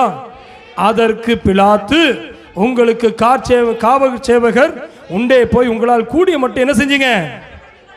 அவர்கள் கல்லுக்கு போய் என்ன செஞ்சாங்க? முத்திரை போட்டு காவல் வைத்து கல்லறையை பத்திரப்படுத்தினார்கள். கைகளை உயர்த்தாமேன்னு சொல்லுங்க. உண்மையாக சொல்கிறேன், அந்த சிலுவை மரம் இப்போ தனியாக நிற்குது. சிலுவை மரத்தில் இயேசு இல்லை. தயவு செய்து நீங்கள் இன்னும் அந்த சிலுவை மரத்தையே பிடிச்சிட்டு இருக்காம, அந்த மரம் இப்போ நான் ஒன்று புரியும்படியே சொல்லட்டுமா? ஏற்கனவே சொன்னேன், கை உடஞ்சிருச்சுன்னா என்ன போட்டு கட்டுவாங்க? ஒரு ஸ்கேல் மாதிரி எதை வச்சு பேண்ட் போடுவாங்க, கரெக்டாக? ஓகே, கட்டிடுவாங்க. அந்த கை நல்லாயிடுச்சுன்னா அந்த திரும்பி அந்த ஸ்கேல் தேவைப்படுமா? கவனிக்கிறீங்களா? அதே போல தான் நம்ம ஆண்டவர் நமக்காக சிலுவையிலே மரித்தது உண்மைதான். சிலுவையில் உயிர்த்தெழல இயேசு இப்பொழுது தேவன் அவர் உயிர்த்தெழுவதற்கு அவருடைய கல்லறையில கொண்டு போய் வச்சுட்டாங்க. வச்சதுக்கு அப்புறம் என்ன நடந்தது? அந்த ஸ்கேலை கொண்டு வரல, அந்த சிலுவையை கொண்டு வந்து அந்த கல்லறைக்கு முன்னாடி வைக்கல. நீங்க கவனிச்சு பார்த்தீங்களா? எப்படிங்க? பணத்தை கொடுத்து இவங்க என்ன சொல்றாங்க, மேலே வாசிங்களா என்ன, அவங்க சீஷர்களை பற்றி பயந்து அவங்க என்ன சொல்றாங்க, ஆண்டவனே ஆகையால் அந்த சீஷர்கள் என்ன செஞ்சிருவாங்க, ராத்திரியில வந்து களவாய் கொண்டு போயிருவாங்க அப்படின்னு பயந்துட்டு அங்க என்ன பண்றாங்க, காவல் நிறுத்துறாங்க அவங்க ஆளுகளை. அருமையான தெய்வ பிள்ளை, நான் ஒன்று சொல்லட்டுமா, இயேசுவின் நாமத்தை நான் சொல்றேன், அவர்கள் இயேசுவுடைய கல்லறைக்கே காவல் நிறுத்துறாங்க. ஏன், இயேசுவை யாராவது திருடிட்டு போயிடக்கூடாதுன்னு. ஆனாலும் பைபிள் சொல்லுகிறது, அவர் கல்லறையிலே வைத்த பிறகு 28:1 பாருமா, ஓய்வு நாள் முடிந்து வாரத்தின் முதலாம் நாள் விருந்து வருகையில். கவனிக்கிறீங்களா, ஓய்வு நாள் அப்படின்னா சனிக்கிழமை, ஞாயிற்றுக்கிழமை என்பது எப்போ உயிர்த்தெழுந்த நாள். இன்னைக்கு நிறைய பேர் சப்பாத் டே, யூதர்கள் இன்னைக்கும் சப்பாத் அவங்க என்ன செய்யறாங்க, இந்த சப்பாத்தை அவங்க இன்னைக்கு கொண்டாடுறாங்க. இன்னைக்கு நிறைய பேர் சனிக்கிழமை தேவனை ஆராதிக்கிறாங்க. என்ன காரணம்னா, இயேசு வருவதற்கு முன்பாகவே சனிக்கிழமை தான் அவர்கள் என்ன செய்தார்கள். இன்னைக்கு ஜூயிஷ் பீப்புள் என்ன செய்யறாங்க, சாட்டர்டே அவங்க என்ன செய்வாங்க, இந்த 6 மணிலேருந்து அடுத்த நாள் காலையில் சாயந்தரம் 6 மணி வரைக்கும் எந்த வண்டியும் கூட ஓடாது. இன்னைக்கு இஸ்ரேல் நாட்டில் போய் பார்த்தீங்கன்னா தெரியும், ஒரு வாகனம் கூட ஓடாது, ஒரு பொருளும் கூட கீழே விழுந்து எடுக்க மாட்டாங்க. அப்படி அவங்க கடைப்பிடிக்கிறாங்க அந்த ஓய்வு நாளை. ஆனால் இயேசு என்ன செய்தார், அந்த ஓய்வு நாள் முடிந்து வாரத்தின் முதலாம் நாள் விடிந்து வருகையில்.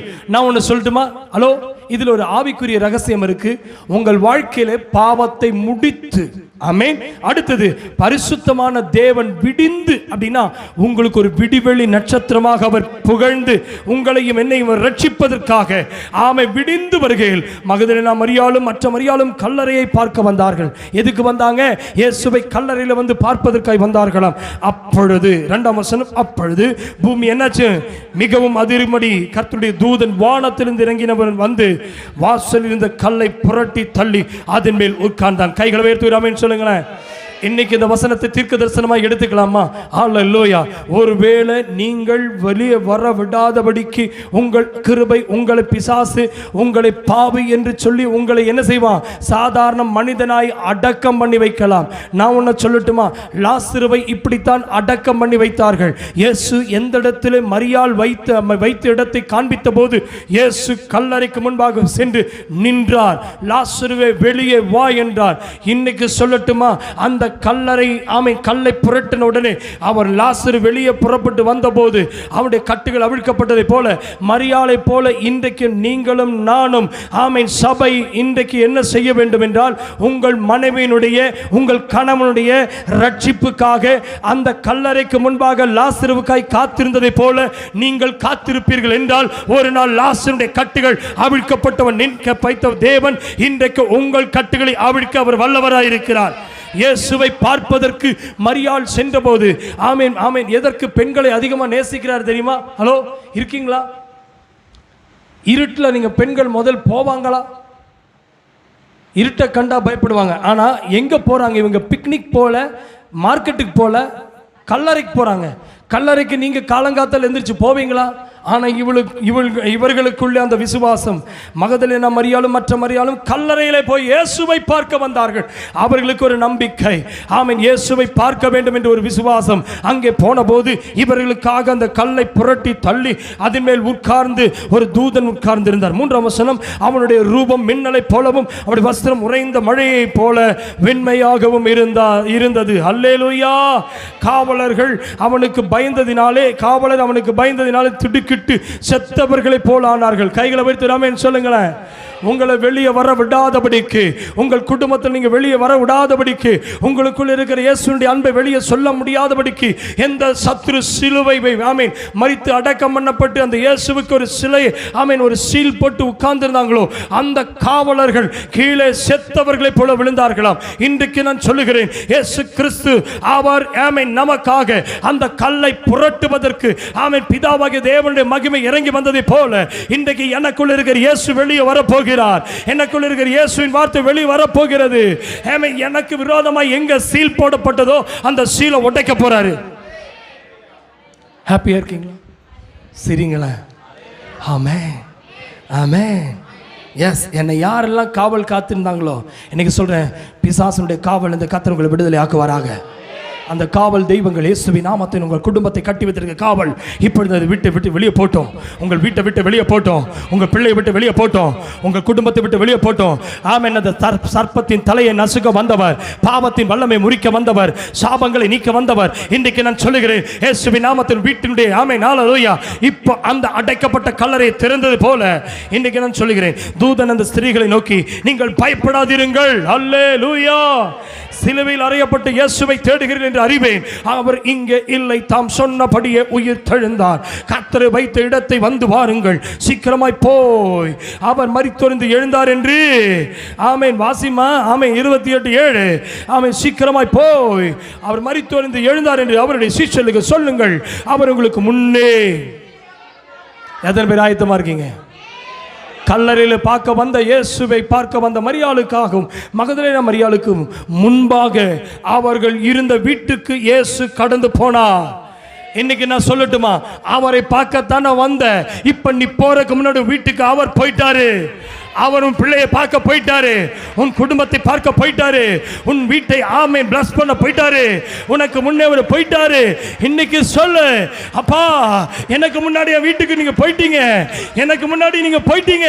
இன்னைக்கு சொல்லு, கலிலேவுக்கு போகிறார், அங்கே அவரை காண்பீர்கள். எத்தனை பேர் சொல்ல போறீங்க, ஆண்டவரே உம்மை எங்க வீட்டில் பார்க்கணும், இனி ஆண்டவரே எங்களுக்கு யாரும் இல்லைன்னு அழுக மாட்டோம். அல்லேலூயா, அல்லேலூயா. அருமையான தேவ பிள்ளையே, இன்றைக்கு நான் சொல்லுகிறேன், ஆமென். மரித்தவர்களுக்காக நாம் அழுது கொண்டிருப்பதை போல இயேசுவுக்காக அழ வேண்டாம். நீ இனி அழ வேண்டாம். ஆமென். நம்முடைய நம்பிக்கை விட்டு போக வேண்டாம். அவர் நமக்கு முன்னே அவர் போகிறவர், அவர் நமக்கு முன்னே இருந்தவர், நமக்காக இன்றைக்கு அடிக்கப்பட்டவர், அவர் நமக்காக ரத்தம் சிந்தினவர், அவர் நமக்காக மரித்தவர், அவர் நமக்காக உயிர்த்தவர். இப்பொழுது அவர் உனக்காக உனக்கு முன்னே அவர் போய்கொண்டு இருக்கிறார். அவர் உன் பிள்ளையை பார்க்க, உன் கணவனை பார்க்க, உன் குடும்பத்தை பார்க்க, உன் வேலை ஸ்தலத்தை பார்க்க, உன் தேசத்தை பார்க்க அவர் உனக்கு முன்னே. அல்லேலூயா, ஆமென். பைபிள் சொல்லுகிறது, ரோமருக்கு எழுதிய நிருபம் 8ஆம் அதிகாரம் 9ஆம் வசனம். வேகமா எடுத்து வாசிங்க. கிறிஸ்துவின் ஆவி இல்லாதவன் அவருடையவன் அல்ல. கிறிஸ்து உங்களில் இருந்தால் சரீரமானது பாவத்தின் நிமித்தம் மரித்ததாயும் ஆவியானது நீதி நிமித்தம் ஜீவனுள்ளதாயும் இருக்கும். 11ஆம் வசனம். அன்றியும், தயவு செய்து நல்ல வாயை திறந்து இந்த வசனத்தை வாசிங்க. அன்றியும் 8:11. அன்றியும் இயேசுவை மரித்தொழிந்து எழுப்பினருடைய ஆவி உங்களில் வாசமாயிருந்தால், கிறிஸ்துவை மரித்தொழிந்து எழுப்பினவர் உங்களில் வாசமாயிருக்கிற தம்முடைய ஆவியினாலே சாவுக்கேதுவான உங்கள் சரீரங்களை, கைகளை தட்டி தேவனை மகிமைப்படுத்துவோம். ஹல்லேலூயா. சாவுக்கேதுவான சரீரங்களை உயிர்ப்பிக்க செய்கிறவர் அவர்தான் நம்முடைய ஆண்டவர் இயேசு. இன்னைக்கு எத்தனை பேர் ஆயத்தமாக இருக்கீங்க? ஆண்டவரே என்னை உயிர்ப்பியும் கர்த்தாவே, என்னை உயிர்ப்பியும் கர்த்தாவே. அல்லேலூயா. அவர் உன் சரீரங்களை அவர் உயிர்ப்பிக்க வல்லவராயிருக்கிறார். ஆமென். சாவுக்கு ஏதுவான இந்த சரீரத்தை இப்பொழுது உயிர்ப்பிக்க அவர் வல்லவராயிருக்கிறார். ஆகையினால் தான் வெளிப்படுத்தின விசேஷம் 1ஆம் அதிகாரம் 18ஆம் வசனத்தில் வேதம் இப்படியாக சொல்லுகிறது, மரித்தேன் ஆனாலும் இதோ சதா காலங்களில் உயிரோடு இருக்கிறேன், நம் மரணத்துக்கும் பாதாளத்துக்கும் உரிய திறவுகோலை உடையவனாயிருக்கிறேன் என்று கர்த்தர் சொன்னார். வெளிப்படுத்தின விசேஷம் 1ஆம் அதிகாரம் 18ஆம் வசனம் குறித்து வைத்துக் கொள்ளுங்கள். ஹல்லேலூயா. என்ன போட்டிருக்கீங்க? நான் மரித்தது உண்மைதான், ஆனால் சதா காலங்களும் நான் எப்படி இருக்கிறேன்? உயிரோடு இருக்கிறேன். நான் மரணத்திற்கும் பாதாளத்துக்கும் உரிய திறவுகோல்களை உடையவனாய் இருக்கிறேன். நம்பர் 1, இயேசு உயிர்த்தெழுந்த இயேசு. எல்லாரும் சொல்லுங்க ஆமென். ஹல்லேலூயா. இயேசுவை பார்ப்பதற்காக இவர்கள் வந்தார்கள். இயேசு அவருக்கு முன்பாகவே மரியாளுக்காக அவர்கள் வீடுகளை தேடி, சீஷர்களை தேடி இயேசு கடந்து போனார். நீங்க அவரை பார்க்க வந்திருக்கீங்க. இந்த வாரத்தின் 1ஆம் நாள் ஆமீன் தொடங்கின போது விடிய காலம் ஆமீன் அப்படியே ஆமீன் சூரியன் அப்படியே ஆமீன் அந்தகாரம் மறைந்து சூரியன் உதிக்கும் பொழுது எப்படியாய் அவர்கள் ஆலயத்தை ஆமீன் இயேசுவை தேடி வந்தார்களோ, இன்றைக்கு நான் சொல்லுகிறேன், நீங்கள் கடந்து வந்தது ஒரு விடியத்திற்காக, ஒரு விடிவு என்றைக்கு வரும் என்று சொல்லி இன்றைக்கு சொல்லுகிறேன். உன் வாழ்க்கையில் இந்த பாவம் என்கிற இருள் மறைந்து போனது, வியாதி என்கிற இருள் மறைந்து போனது, சாபம் என்கிற இருள் மறைந்து போனது. இயேசு உயிர் தெழுந்தார் என்றார். இன்றைக்கு சொல்லுங்க, Jesus is alive, Jesus is alive, Jesus is alive. சொல்லு வாயைத் திறந்து, Jesus is alive. வாயைத் திறந்து, Jesus is alive, Jesus is alive. அவர் எனக்காக உயிர் தெழுந்தார். ஹalleluya. இனி ஜென்ம சரீரம் சாகணும், ஆவியின் சரீரம் எழும்பணும். அதான் பைபிள் சொல்லுகிறது. உயிர் தெழுந்த இயேசு கிறிஸ்து பைபிள் சொல்லுகிறது.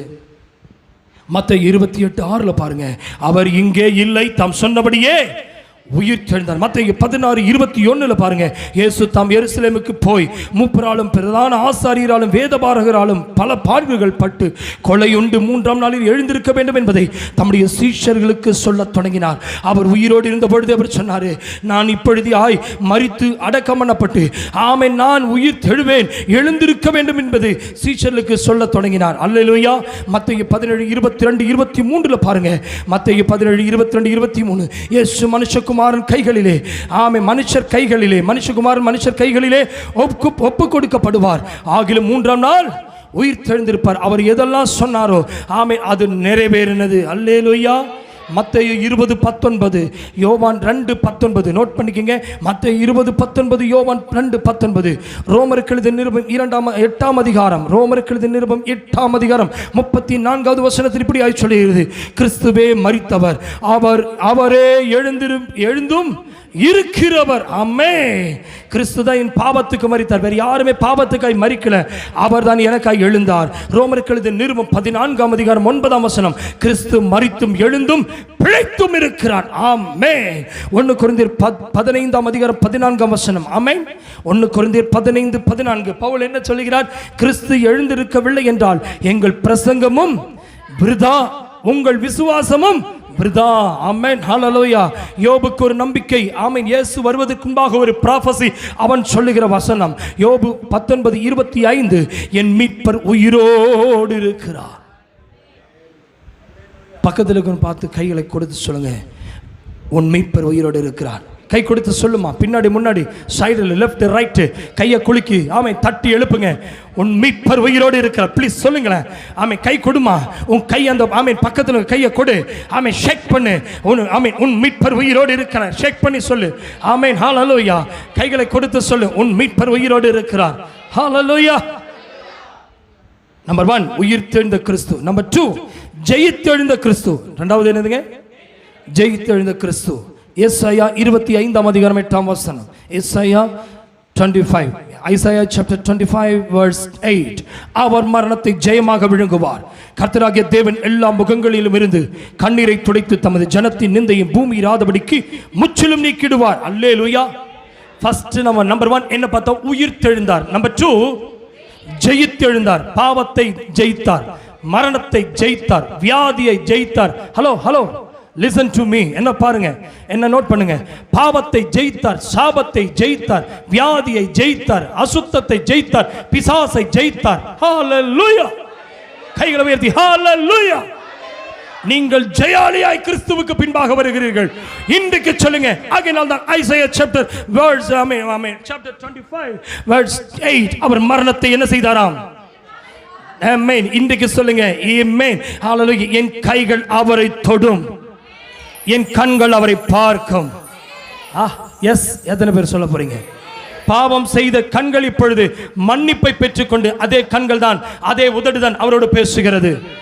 சரீரம் ஞான ஸ்நானத்தை பெற்ற பிறகு அதே சரீரம் தான். இன்னைக்கு நிறைய பேர் கேட்குறாங்க, ஐயா ஞான ஸ்நானத்துக்கு அப்புறம் என்ன மாறும்? எதுவுமே மாறாது. நீ மாறுவே. நீங்கிறது யாரு? கண்ணல்ல, அந்த கண் தான்.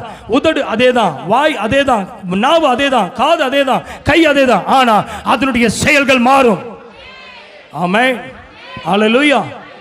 இவ்வளவு நாள் இது முனிசிபாலிட்டிக்கு வேலை செஞ்ச இந்த வண்டி, இப்போ இந்த வண்டி தங்கத்தை சுமந்துட்டு போகுது. இயேசு தங்கத்தை சுமக்க போகுது. ஓ ஹalleluya. இது சிமெண்ட் மூட்டை ஏத்துன லாரி தான், இப்போ அது பணத்தை சுமக்கிற லாரியா மாறப்போகுது. ஓ அவர் ஆமென். இந்த கழுதை பொதி சுமக்கிற கழுதை தான், இப்போ இயேசுவை சுமக்கிற. சொல்ல ஓ ஒருவரும் ஏறக்கூடாது. என் கழுதை, என் கழுதை. ஆமென். சொல்ல என் கழுதை, என் கழுதை. சொல்ல என் கழுதை, என் கழுதை. என்ன சொல்றது? ஏய் என் கழுதை கட்டி வச்ச, அவ்வளவுதான் என் கழுதை. ஓ ஜீசஸ். ஹalleluya. இதுவரைக்கும் என்னை யாரோ கட்டி வச்சான், இப்ப அவர் யூஸ் பண்றார். இந்த கழுதை மேல அவர் உட்கார்ந்து இருக்கிறார். அவர் உட்கார்ந்துட்டாரு. கழுதைக்கு என்ன வரவேற்பு? கழுதைக்கு எவ்வளோ சலாம் பண்ணுறாங்க, கழுதைக்கு எவ்வளோ ஆமீன் எந்த துணி அந்த கழுதை மேலே சுமந்தாங்களோ இப்போ புத்தாடை எல்லாம் வீதியில் வருது கழுதை வர்றதுக்காக. ஒரு ஆமீன் சொல்லுங்களேன். ஆமா, கழுதை கத்தும் சொல்லி எல்லாரும் என்ன செய்வாங்க, இந்த கழுதை கணைக்கும். கழுதை குதிரை தான் கணைக்கும், கழுதை கணைக்காது, கத்தும். ஆனால் அந்த கழுதை கத்துற கழுதை இப்போ டிசைனாக போகுது. ஹல்லேலூயா. எனக்கு என்ன வரவேற்பு பாருங்களேன், சொல்லுங்களேன். ஏன் உங்களுக்கு இவ்வளோ பொறாமை? ஹல்லேலூயா சொல்லுங்களேன். அவர் ஜெயித்தெழுந்தார். ஏன்னா அவர் என் ஜெயாளியாக இயேசு உள்ள இருக்கிறார். சொல்லுங்க, I am not runner, I am a winner. சொல்லு, I am not runner, I am a winner. Amen amen. I am not sinner, I am a God son. Amen hallelujah. Not sinner, நான் பாவி அல்ல. ஆமென். நான் பரிசுத்தமுள்ள இயேசுவின் பிள்ளை, நான் இயேசுவின் பிள்ளை. பாவம் எனக்குள் மரித்தது, வியாதி எனக்குள் இருந்து ஆமென் கிரியை செய்ய முடியாது. வியாதியே இது என் சரீரம் அல்ல, இது ஆமென் மாம்ச சரீரம், செத்துது. ஆவியின் சரீரம் கிறிஸ்துவை உயிர்த்தெழச் செய்த அதே ஆவியானவர், கிறிஸ்துவை உயிர்த்தெழச் செய்த அதே ஆவி இப்ப எனக்குள் இருக்கிறார். இப்ப நான் வாயில சொன்ன வியாதி மாறுது, என் வியாதி குணமடையுது. ஆமென். மரித்த சரீரம் உயிரடையுது. ஜெயாளியாக கிறிஸ்து. ஆமென் ஆமென் ஹல்லேலூயா. பாருங்களேன், ஆமென் ஜெயித்த இயேசு. இரண்டாவது 1 கொரிந்தியர் ஆமென் 15:54, 1 கொரிந்தியர் 15:54, ஆமென் அழிவுள்ளதாகிய இது அழியாமையும் சாவுக்கேதுவாகிய இது சாவாமையும் தரித்துக் கொள்ளும்போது மரணம் ஜெயமாக விழுங்கப்பட்டது என்று எழுதியிருக்கிற வார்த்தை நிறைவேறும். கைகளை உயர்த்தி கொலோசியர் 2:15, துரைத்தனங்களையும் அதிகாரங்களையும் முறித்து கொண்டு அவைகளின் மேல் சிலுவையில் அவர் என்ன செய்தாராம்? வெற்றி சிறந்தார். யோவான் 16:33, யோவான் 16:33, உலகத்தில் உங்களுக்கு என்ன உண்டு? உபத்திரவம் உண்டு, ஆனால் திடங்கொள்ளுங்கள், நான் உலகத்தை என்ன செய்தேன்? 1 யோவான் 5:4-5, தேவனால் பிறப்பதெல்லாம் உலகத்தை ஜெயிக்கும் நம் ஆமென் ஜெயம். ஆமென். நம்முடைய விசுவாசமே உலகத்தை ஜெயிக்கிற ஜெயம். ஆமென். கடைசியாக வெளிப்படுத்தின விசேஷம் 17:14, ஆமென் ஆட்டுக்குட்டியானவர் கர்த்தாதி கர்த்தரும் ராஜாதி ராஜாவுமாய் இருக்கிறபடியால் அவர்களை ஜெயிப்பார். கைகளை உயர்த்தி ஹல்லேலூயா. இப்ப சொல்லுங்க, உயிர்த்தெழுந்த கிறிஸ்து, ஜெயித்தெழுந்த கிறிஸ்து. ஆமென் ஆமென். வெளியே போகும்போது சொல்லுங்க, என் மீட்பர் உயிரோடு இருக்கிறார், என் மீட்பர் உயிரோடு இருக்கிறார். எங்க அப்பா உயிரோடு இருந்தால் எவ்வளோ நல்லா இருக்கும். சொல்ல, எங்க அப்பா உயிரோடு இருக்கிறாரு. காணாம போய் எங்க அப்பா செத்து போயிட்டா நினைச்ச திடீர்னு எங்க அப்பா உயிரோடு இருக்காருன்னு அவர் நேரில் வந்து நின்னா எப்படி இருக்கும்? நிஜமா எங்க அப்பா உயிரோடு தான் இருக்கிறாரு. ஆனா உலகத்தில் ஒருவேளை தகப்பனும் தாயும் என்னை கைவிட்டாலும் கர்த்தரே எனக்கு துணை செய்வார். ஹல்லேலூயா ஹல்லேலூயா. ஜெயித்து எழுந்தார். ஆமென் ஆமென். அடுத்தது என்ன ஜெயித்து எழுந்தார்? மரணத்தை ஜெயித்து எழுந்தார். அடுத்தது உலகத்தை ஜெயித்து எழுந்தார், பாதாளத்தை ஜெயித்து எழுந்தார். என்னங்க, அவர் ஜெயாளியாக பாவத்தை ஆமென் மரணத்தை ஜெயித்தாரு, உலகத்தை ஜெயித்தாரு. அடுத்ததுங்க பாவத்தை ஜெயித்தார். அல்லேலூயா அல்லேலூயா. கர்த்தருக்கு ஸ்தோத்திரம். அருமையான தேவ பிள்ளையே, அப்ப அந்த கிறிஸ்துவை முடிக்கிற நேரம் வந்துருச்சு, தயவு செய்து கவனிங்க. அந்த கிறிஸ்துவை உயிர்த்தெழுந்த இயேசுவை நாம் விசுவாசிக்கலாமா? இன்னைக்கு நிறைய பேர் சொல்லுவாங்க, கிறிஸ்டியானிட்டி வெளிநாட்டுக்காரன் கொண்டு வந்தா. வெளிநாட்டுக்காரன் கொண்டு வரலடா. எங்க இயேசுநாதர் இறந்து கொஞ்ச நாள்ல எங்க இயேசுநாதருடைய தோமா ஆமென் விசுவாசித்ததுனால, அவர் தொட்டு விசுவாசித்ததுனால இன்னைக்கு எங்க இந்தியா மக்கள் தொட்டாதான் நம்புவாங்க, பார்த்தாதான் நம்புவாங்க. ஆனா எங்க மக்கள் மாதிரி நம்பிக்கையான மக்கள் யாருமே இல்லை. ஆனா தோமா இயேசுவோடு இருந்த சீஷனே வந்தார். வெளிநாட்டுக்காரன் வந்து பிரிட்டிஷ்காரன் சுவிசேஷம் அறிவிக்கல, பிரிட்டிஷ்காரன் வியாபாரம் பண்ண வந்தான். வியாபார கப்பலில் இங்கிலாந்துல இருந்து ஜெர்மன்ல இருந்து வியாபாரத்துக்கு தான் வந்தாங்களே எல்லாமே. ஆமென். என் இயேசு இந்தியா தேசத்தில் வச்சிருக்கிற அன்பு எங்க மேல அந்த 12 ஆமென் சீஷர்ல ஒருத்தன் போயிட்டான் 11ல. இங்க வா, சாமுவேல் ஒருத்தர் இருக்கிறான், அவனை கொண்டு வரணும், அதனால நீ எங்க போ, கேரளா போ அப்படின்னு இயேசு என் ஆண்டவர் தோமை ஐயாரை எனக்காக எங்க அப்பா அனுப்புனாரு, எனக்காக எங்க அப்பா அனுப்புறாரு. வா வா வா. அந்த தோமா வந்ததுனால எங்க ஊருக்கு, நம்ம இந்தியா தேசத்துக்கு, தமிழகத்தில் ஆமென் படுபாவிக கொன்னே போட்டாங்க.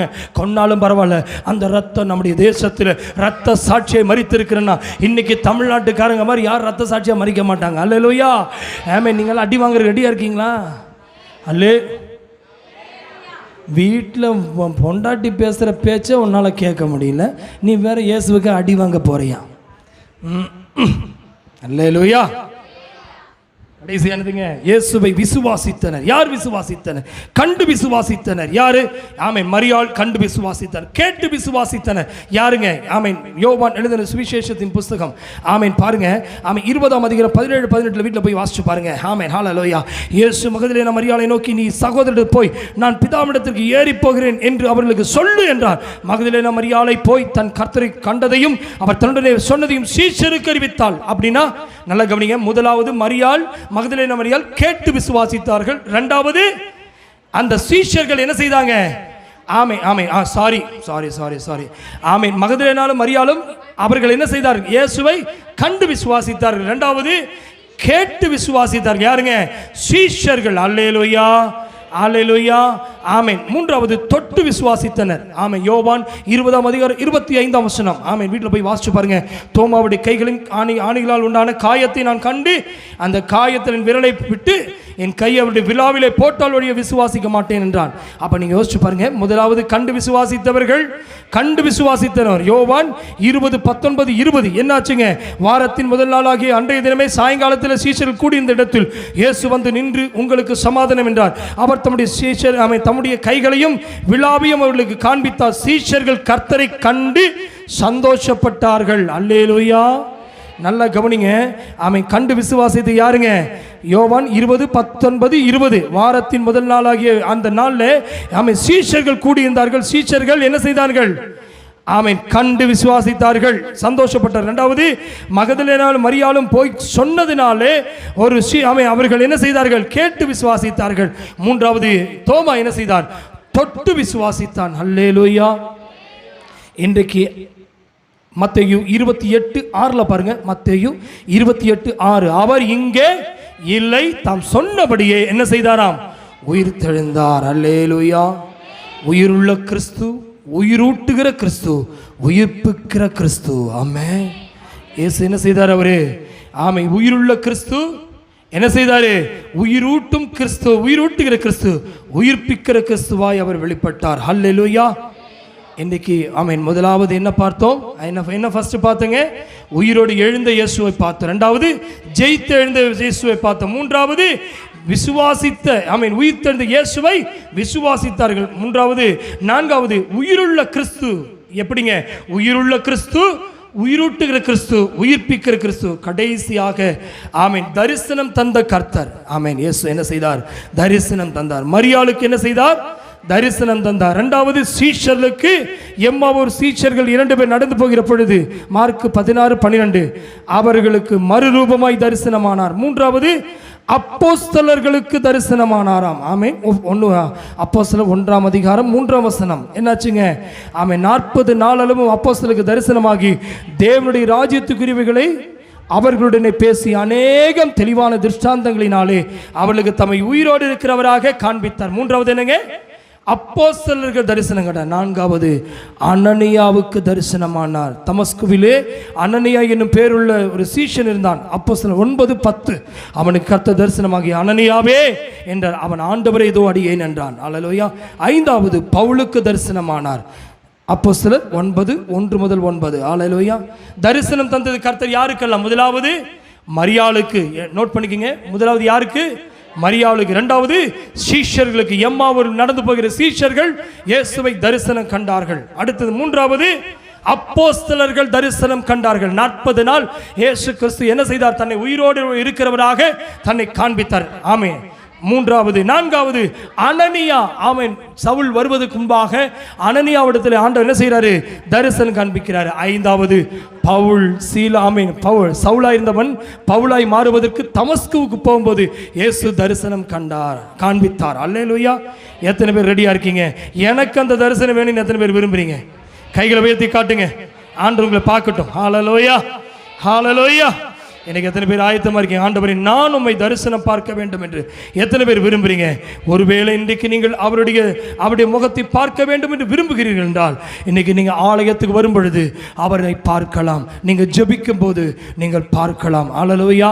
நீங்கள் பரிசுத்தமாய் வாழும்போது பைபிள் சொல்கிறது ஆமென். அல்லேலூயா. உங்கள் இருதயத்தில் சுத்தமுள்ளவர்கள் பாக்கியவான்கள் அவர்கள் என்ன ஆவார்கள்? சத்தமா சொல்லுங்க, தேவனை. Good good. அப்ப இன்னும் தேவனை பார்க்கவே இல்லை அப்படின்னு சொல்றவங்க மட்டும் கை வருது அல்லையா சொல்லுங்க. ஐயோ, எவ்வளோ நல்ல பிள்ளைகளாட்ட கை தூக்க மாட்டேங்கிறீங்க பார்த்தீங்களா? ஏதோ எல்லாம் சொல்கிறாங்க அதனால சர்ச்சுக்கு போகிறீங்க, ஏதோ எல்லாரும் சொல்கிறாங்க அதனால நான் சிலுவை பின்னாடி போயிட்டு இருக்கீங்க. இன்னைக்கு சிலுவை எல்லாம் தரிசனம். தரிசனம் என்பது என் வானத்தை பூமியை படைத்தவர். அவர் சிலுவையிலே தொங்கினவராக அல்ல, அவர் உயிருள்ளவராக வெளிப்பட்டார். அவர் உயிர் ஊட்டுகிறவராக வெளிப்படுகிறார். ஹல்லேலூயா. நான் விசுவாசிக்கிறேன் அந்த உயிருள்ள தேவன் இப்பொழுது எப்படி வந்திருக்கிறார் தெரியுமா? பரிசுத்த ஆவியின் மூலமாய் நம்மோடு இருக்கிறார். நான் போகிறேன், உங்களுக்கு ஒரு தேற்றரவாளனை அவர் அனுப்புவார். அல்லேலூயா. இன்னைக்கு எத்தனை பேர் ரெடியா இருக்கீங்க? பிதா ஆமென் எப்படி இயேசு கிறிஸ்து உயிர்த்தெழச் செய்த அதே ஆவியானவர் எனக்குள் இருக்கிறார். ஆமாவா இல்லையா?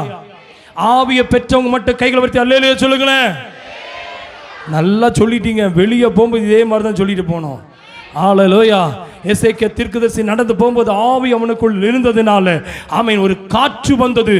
ஆமென் எலும்புகள் எல்லாம் ஒரு சேனையாய் எழும்பினதாம். நான் சொல்லட்டுமா? ஆவியை பெற்றுக்கொண்டவன் பஸ்ஸில் ஏறினா அங்கே அநேகர் அபிஷேகத்தை நிறைவாங்க. ஆவி பெற்ற ஒரு கிராமத்தில் இருந்தால் அங்க மரித்து கிடக்கிற ஆவி இல்லாதவர்கள் எழும்பி நிற்பாங்க. இருக்கீங்களா? உங்க வீட்டுக்கு மேல என்ன சீல் இருக்கு? மரித்தாருங்கிற சீலா, உயிர்த்தாருங்கிற சீலு? ஆமென்.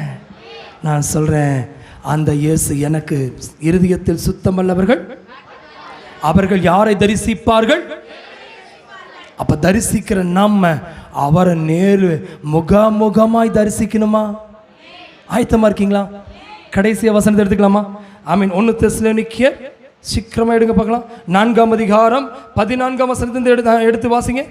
1 தெசலோனிக்கேயர் 4:14 முதல். இயேசுவானவர் மரித்த பின்பு எழுந்தார் என்று விசுவாசிக்கிறோமே, அப்படியே இயேசுவுக்குள் நித்திரையடைந்தவர்களையும் தேவன் அவரோடு கூட கொண்டு வருவார். ஹல்லேலூயா. இன்னைக்கு பிசாசு தந்திரமானவன். அவன் என்ன சொல்றானா, நீ செத்து போனேன்னா இன்னொரு ஜென்மம் இருக்கும்பா. அப்ப ஆடு மாடு கோழி குதிரை எல்லாம் இன்னொரு மனுஷனா இருந்தது கிடையாது. ஒரு மனுஷனுக்கு ஒரு முறை பிறப்பு, அடுத்தது நியாய தீர்ப்பு என்பது பைபிள் சொல்லுகிறது. ஆமாவா இல்லையா? ஆனா நான் இன்னைக்கு கிறிஸ்துவுக்குள் மரித்தேன் என்றால் நான் ஒரு நாள் ஆமென் ஆமென் கிறிஸ்துவுக்குள் மரித்தவன் புதிய சிருஷ்டியாயிருக்கிறான். பழையவைகள் எல்லாம் ஒழிந்து போயின, எல்லாம் புதிதாயின. ஆமா, என் கண்ணு புதுசா இருக்குது, என் உதடு புதுசா இருக்கு, என் கை புதுசா இருக்கு, என் கால்கள் புதுசா இருக்குது. எல்லாரும் சொல்லுங்க, பழையவைகள் எல்லாம் புதிதாயின. நல்லா கவனிங்க. நீங்க இயேசுனுடைய கல்லறையில் பாருங்க, அவரை சுத்தி வச்சிருந்த அந்த சீலை என்னாச்சுங்க? மடிச்சு வச்சு தலைக்கு மேல வச்சிருந்துதான். சரிதானா? தலைமேட்டில் இருந்தது. அப்படிதான் நம்ம வாசிச்சோம், வெண் வஸ்திரம். நல்லா கவனிங்க. யூதருடைய கலாச்சாரத்தில் நீங்க ஹோட்டலுக்கு போனீங்கன்னா அந்த யூதர்கள் ஜூயிஷ் பீப்புள் என்ன செய்வாங்கன்னா, சாப்பிட்றதுக்கு முன்னாடி இந்த என்ன செய்வாங்க, இப்படி விரிச்சு வச்சுக்குவாங்க. சரியா? அதுக்கப்புறம் அவங்க போயிட்டு எழும்பி திடீர்னு இடையில ஏதாவது அவங்களுக்கு ஒரு சின்ன வேலை வருது, இல்லை வெளியே எங்கேயா ரெஸ்ட் ரூம் போகணும், இல்லை ஏதாவது எழும்பணும்னு நினைச்சா உடனே அந்த என்ன செய்வாங்கன்னா, இந்த கர்ச்சீஃப் அந்த டவலை என்ன பண்ணுவாங்க, எப்பவுமே கழுத்தில் போட்டிருப்பாங்க. அது எப்படி என்ன பண்ணுவாங்கன்னா, இப்படி மடிச்சு வச்சு அந்த டேபிள் மேலே இப்படி வச்சிருவாங்க. அப்படின்னு என்ன அர்த்தம்னா, நீங்கள் கவனிச்சு பாருங்க, ஹோட்டலில் போய் நீங்கள் சாப்பிட்டு இடையில திடீர்னு ஏதோ பிரேக் பண்ணணும்னு போயிட்டீங்கன்னா திரும்பி வரும்போது இலையை சுருட்டிட்டு எடுத்துட்டு போயிடுவாங்க. கவனிச்சிருக்கீங்களா? நான் கவனிச்சிருக்கேன். ஆமாம், நம்ம டீ குடிச்சு பாதியோட வச்சிருப்போம், கூல்ட்ரிங்க்ஸ் பாதியோட இருக்கும். அந்த க்ளீன் பண்ணுற என்ன பண்ணுவான், டக்குன்னு எடுத்து டஸ்ட்பினில் போட்டு அம்பாட்டு போயிட்டே இருப்பான். ஆனால் அந்த யூதனுடைய கலாச்சாரம், அவங்க என்ன செய்வாங்கன்னா, இந்த டவலை என்ன செய்வாங்க, மடிச்சு இப்படி வச்சுட்டு போகிறதுக்கு காரணம் என்னென்னா, போயிட்டு அவர் ஒரு சின்ன வேலையாக போயிருக்காரு, திரும்பி அவர் வருவாருங்கிறதுக்கு அடையாளத்தை தான் இந்த அவருடைய அவங்க கழுத்தில் ஷோல்டரில் எப்பவுமே அவங்க டவல் இருக்கும். ஆமாம், அந்த டவலை என்ன செய்வாங்க, மடிச்சு வச்சு போனால் திரும்பி வருவாங்கன்னு அர்த்தம். ஒரு அழுகை சொல்லுங்க. இயேசுனுடைய கல்லறையிலையும்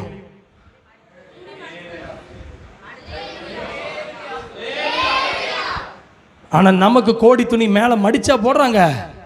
குளிப்பாட்டி ஷேவ் பண்ணி விட்டு நல்லா நீட்டாக கண்ணாடி, கருப்பு கண்ணாடி போட்டு விட்டு வாட்சை கட்டி விட்டு படுத்து செத்து வெளியே வந்துடாது கொடுத்து ஆணி அடித்து படுக்க வைப்பாங்க. இன்னைக்கு சொல்கிறேன், இயேசுனுடைய கல்லறையில் அவரை சுற்றி இந்த சிலை இது இப்படி மடித்து வச்சிருந்தது. அப்படின்னு என்ன அர்த்தம்னா, இயேசு அவர் போனவர். சொல்லுங்களா, எனக்காக அவர் வரப்போகிறார். அந்த வசனத்தை வாசிங்களேன். ஹல்லேலூயா. ஆமென். உயிரோடு இருக்கிற ஆமென் 15 வசனம். ஆமென் ஆமென் ஆமென் 1 தெசலோனிக்கேயர் 4:15 கர்த்தருடைய வார்த்தையை முன்னிட்டு நாங்கள் உங்களுக்கு சொல்லுகிறதாவது, கர்த்தருடைய வருகை மட்டும் உயிரோடு இருக்குன்னா நித்திரை அடைந்தவர்களுக்கு முந்திக் கொள்வதில்லை. 16 ஏனெனில் கர்த்ததாமே ஆரவாரத்தோடும் பிரதான தூதனுடைய சத்தத்தோடும் தேவ காலத்தோடும் எல்லாம் சேர்ந்து வாசிங்க. ஆமென். வானத்திலிருந்து இறங்கி வருவார். அப்பொழுது கிறிஸ்துவுக்குள் மரித்தவர்கள் முதலாவது எழுந்திருப்பார்கள். பின்பு உயிரோடு இருக்க நாமும் கர்த்தருக்கு எதிர்கொண்டு போக மேகங்கள் மேல் அவர்களோடு கூட ஆகாயத்தில் எடுத்துக்கொள்ளப்பட்டு இவ்விதமாக எப்பொழுதும் கர்த்தருடனே கூட இருப்போம். 18 ஆகையால் இந்த வார்த்தைகளிலே நீங்கள் ஒருவர் தேற்றிக் கொள்ளுங்கள். அல்லேலூயா. நீங்க வீட்டில் போய் நீங்க வாசிங்க. அருமையான தேவ பிள்ளையை அப்போஸ்தலர் நடவடிக்கைகள் 1ஆம் அதிகாரத்தில் பாருங்க. இவர்கள் எல்லாம் இயேசு அப்படியாய் பரமேறின போது கல்லிலேயர் எல்லாரும் வானத்தை அண்ணாந்து பார்ப்பார்கள்.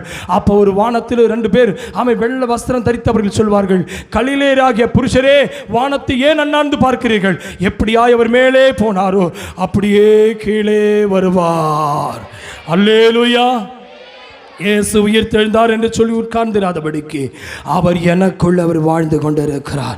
எழும்பி நிற்போம், கண்களை அடைப்போம். இன்றைக்கு எத்தனை பேர் சொல்ல போறீங்க, ஆண்டவரே பின்பு உயிரோடு இருக்கிற நாங்கள் கர்த்தருக்கு எதிர்கொண்டு போக மேகங்கள் மேல் அவர்களோடு கூட ஆகாயத்தில் எடுத்துக்கொள்ளப்பட்டு இவ்விதமாய் எப்பொழுதும் கர்த்தருடனே கூட இருப்போம். எத்தனை பேர் அவரோடு கூட இருக்க விரும்புகிறீர்கள்?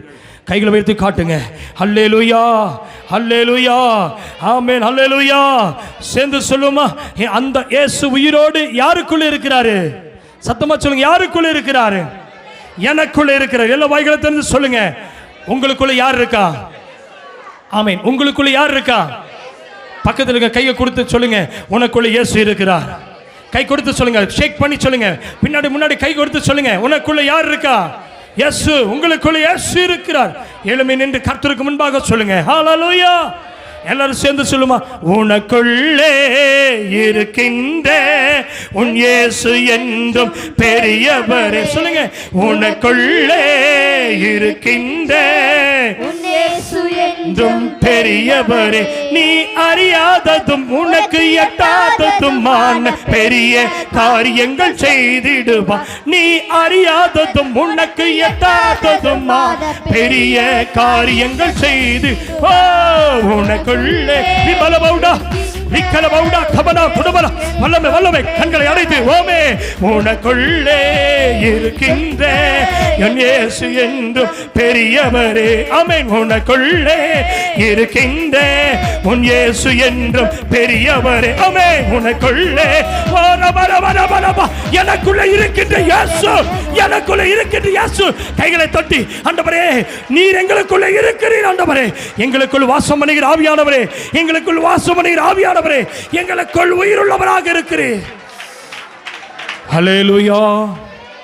நமக்குள் வாசமாய் இருக்கிற கர்த்தரை ஸ்தோத்திரம் அல்லாமா?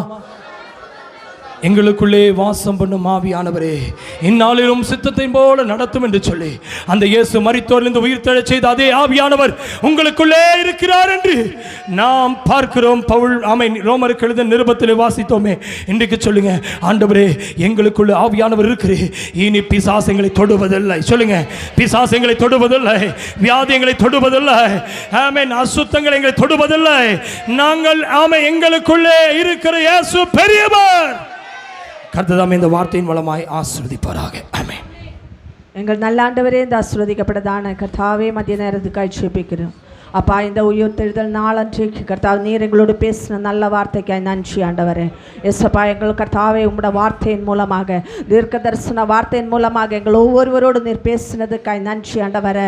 அப்பா, எங்களுக்கு விரோதமாக இருக்கிற பிசாசின் திரச்சிலையே நீர் கர்த்தாவே ஆலேலியப்பா ஸ்தோத்திரம் கர்த்தா மேல் கீழ் வரைக்கும் கர்த்தாவே நீர் கிழித்து போட்டதுக்காய் நன்றி ஆண்டவரே. அப்பா, நீர் எங்களுக்காய் சிலுவையிலே ஜெயத்தை தந்ததுக்காய் நன்றி ஆண்டவரே. எங்கள் பிள்ளைகளுக்கு விரோதமாக இருக்கிற கட்டு எங்கள் குடும்பத்துக்கு விரோதமாக இருக்கிறதான திரச்சிலை ஜெப ஆலயத்துக்கு வர விடாதபடி பிள்ளைகளை கட்டி வச்சிருக்கிறதான திரச்சிலை கட்டுகளை கர்த்தர் கர்த்தாவே இந்த நாளில் கர்த்தர் கிழித்துப்பட்டதுக்காய் நன்றி ஆண்டவர். எஸ்அப்பா நீர் எங்களுக்கு வெற்றி சிறந்த தேவனாகியால் நன்றி. எஸ்அப்பா உயிர்த்தெழுந்த தேவன், ஹalleluya, ஜெயத்தை தந்த தேவனுக்கு நன்றி ஆண்டவரே. எஸ்அப்பா எங்கள் வாழ்க்கையில் ஒரு ஜெயத்தின் வாழ்க்கையை மாற்றி தந்ததுக்காக நன்றி எஸ்அப்பா. அதே போல நீர் திரும்ப வரப்போறீர் ஆண்டவரே. அதில் நீ எப்படி போனீரோ அப்படியே திரும்ப வரப்போற ஆண்டவரே. உம்முடைய வருகையில் நாங்கள் ஒவ்வொருவரும் உம்முடைய சமூகத்தில் காணப்பட கர்த்தர் உதவி செய்யுங்கப்பா.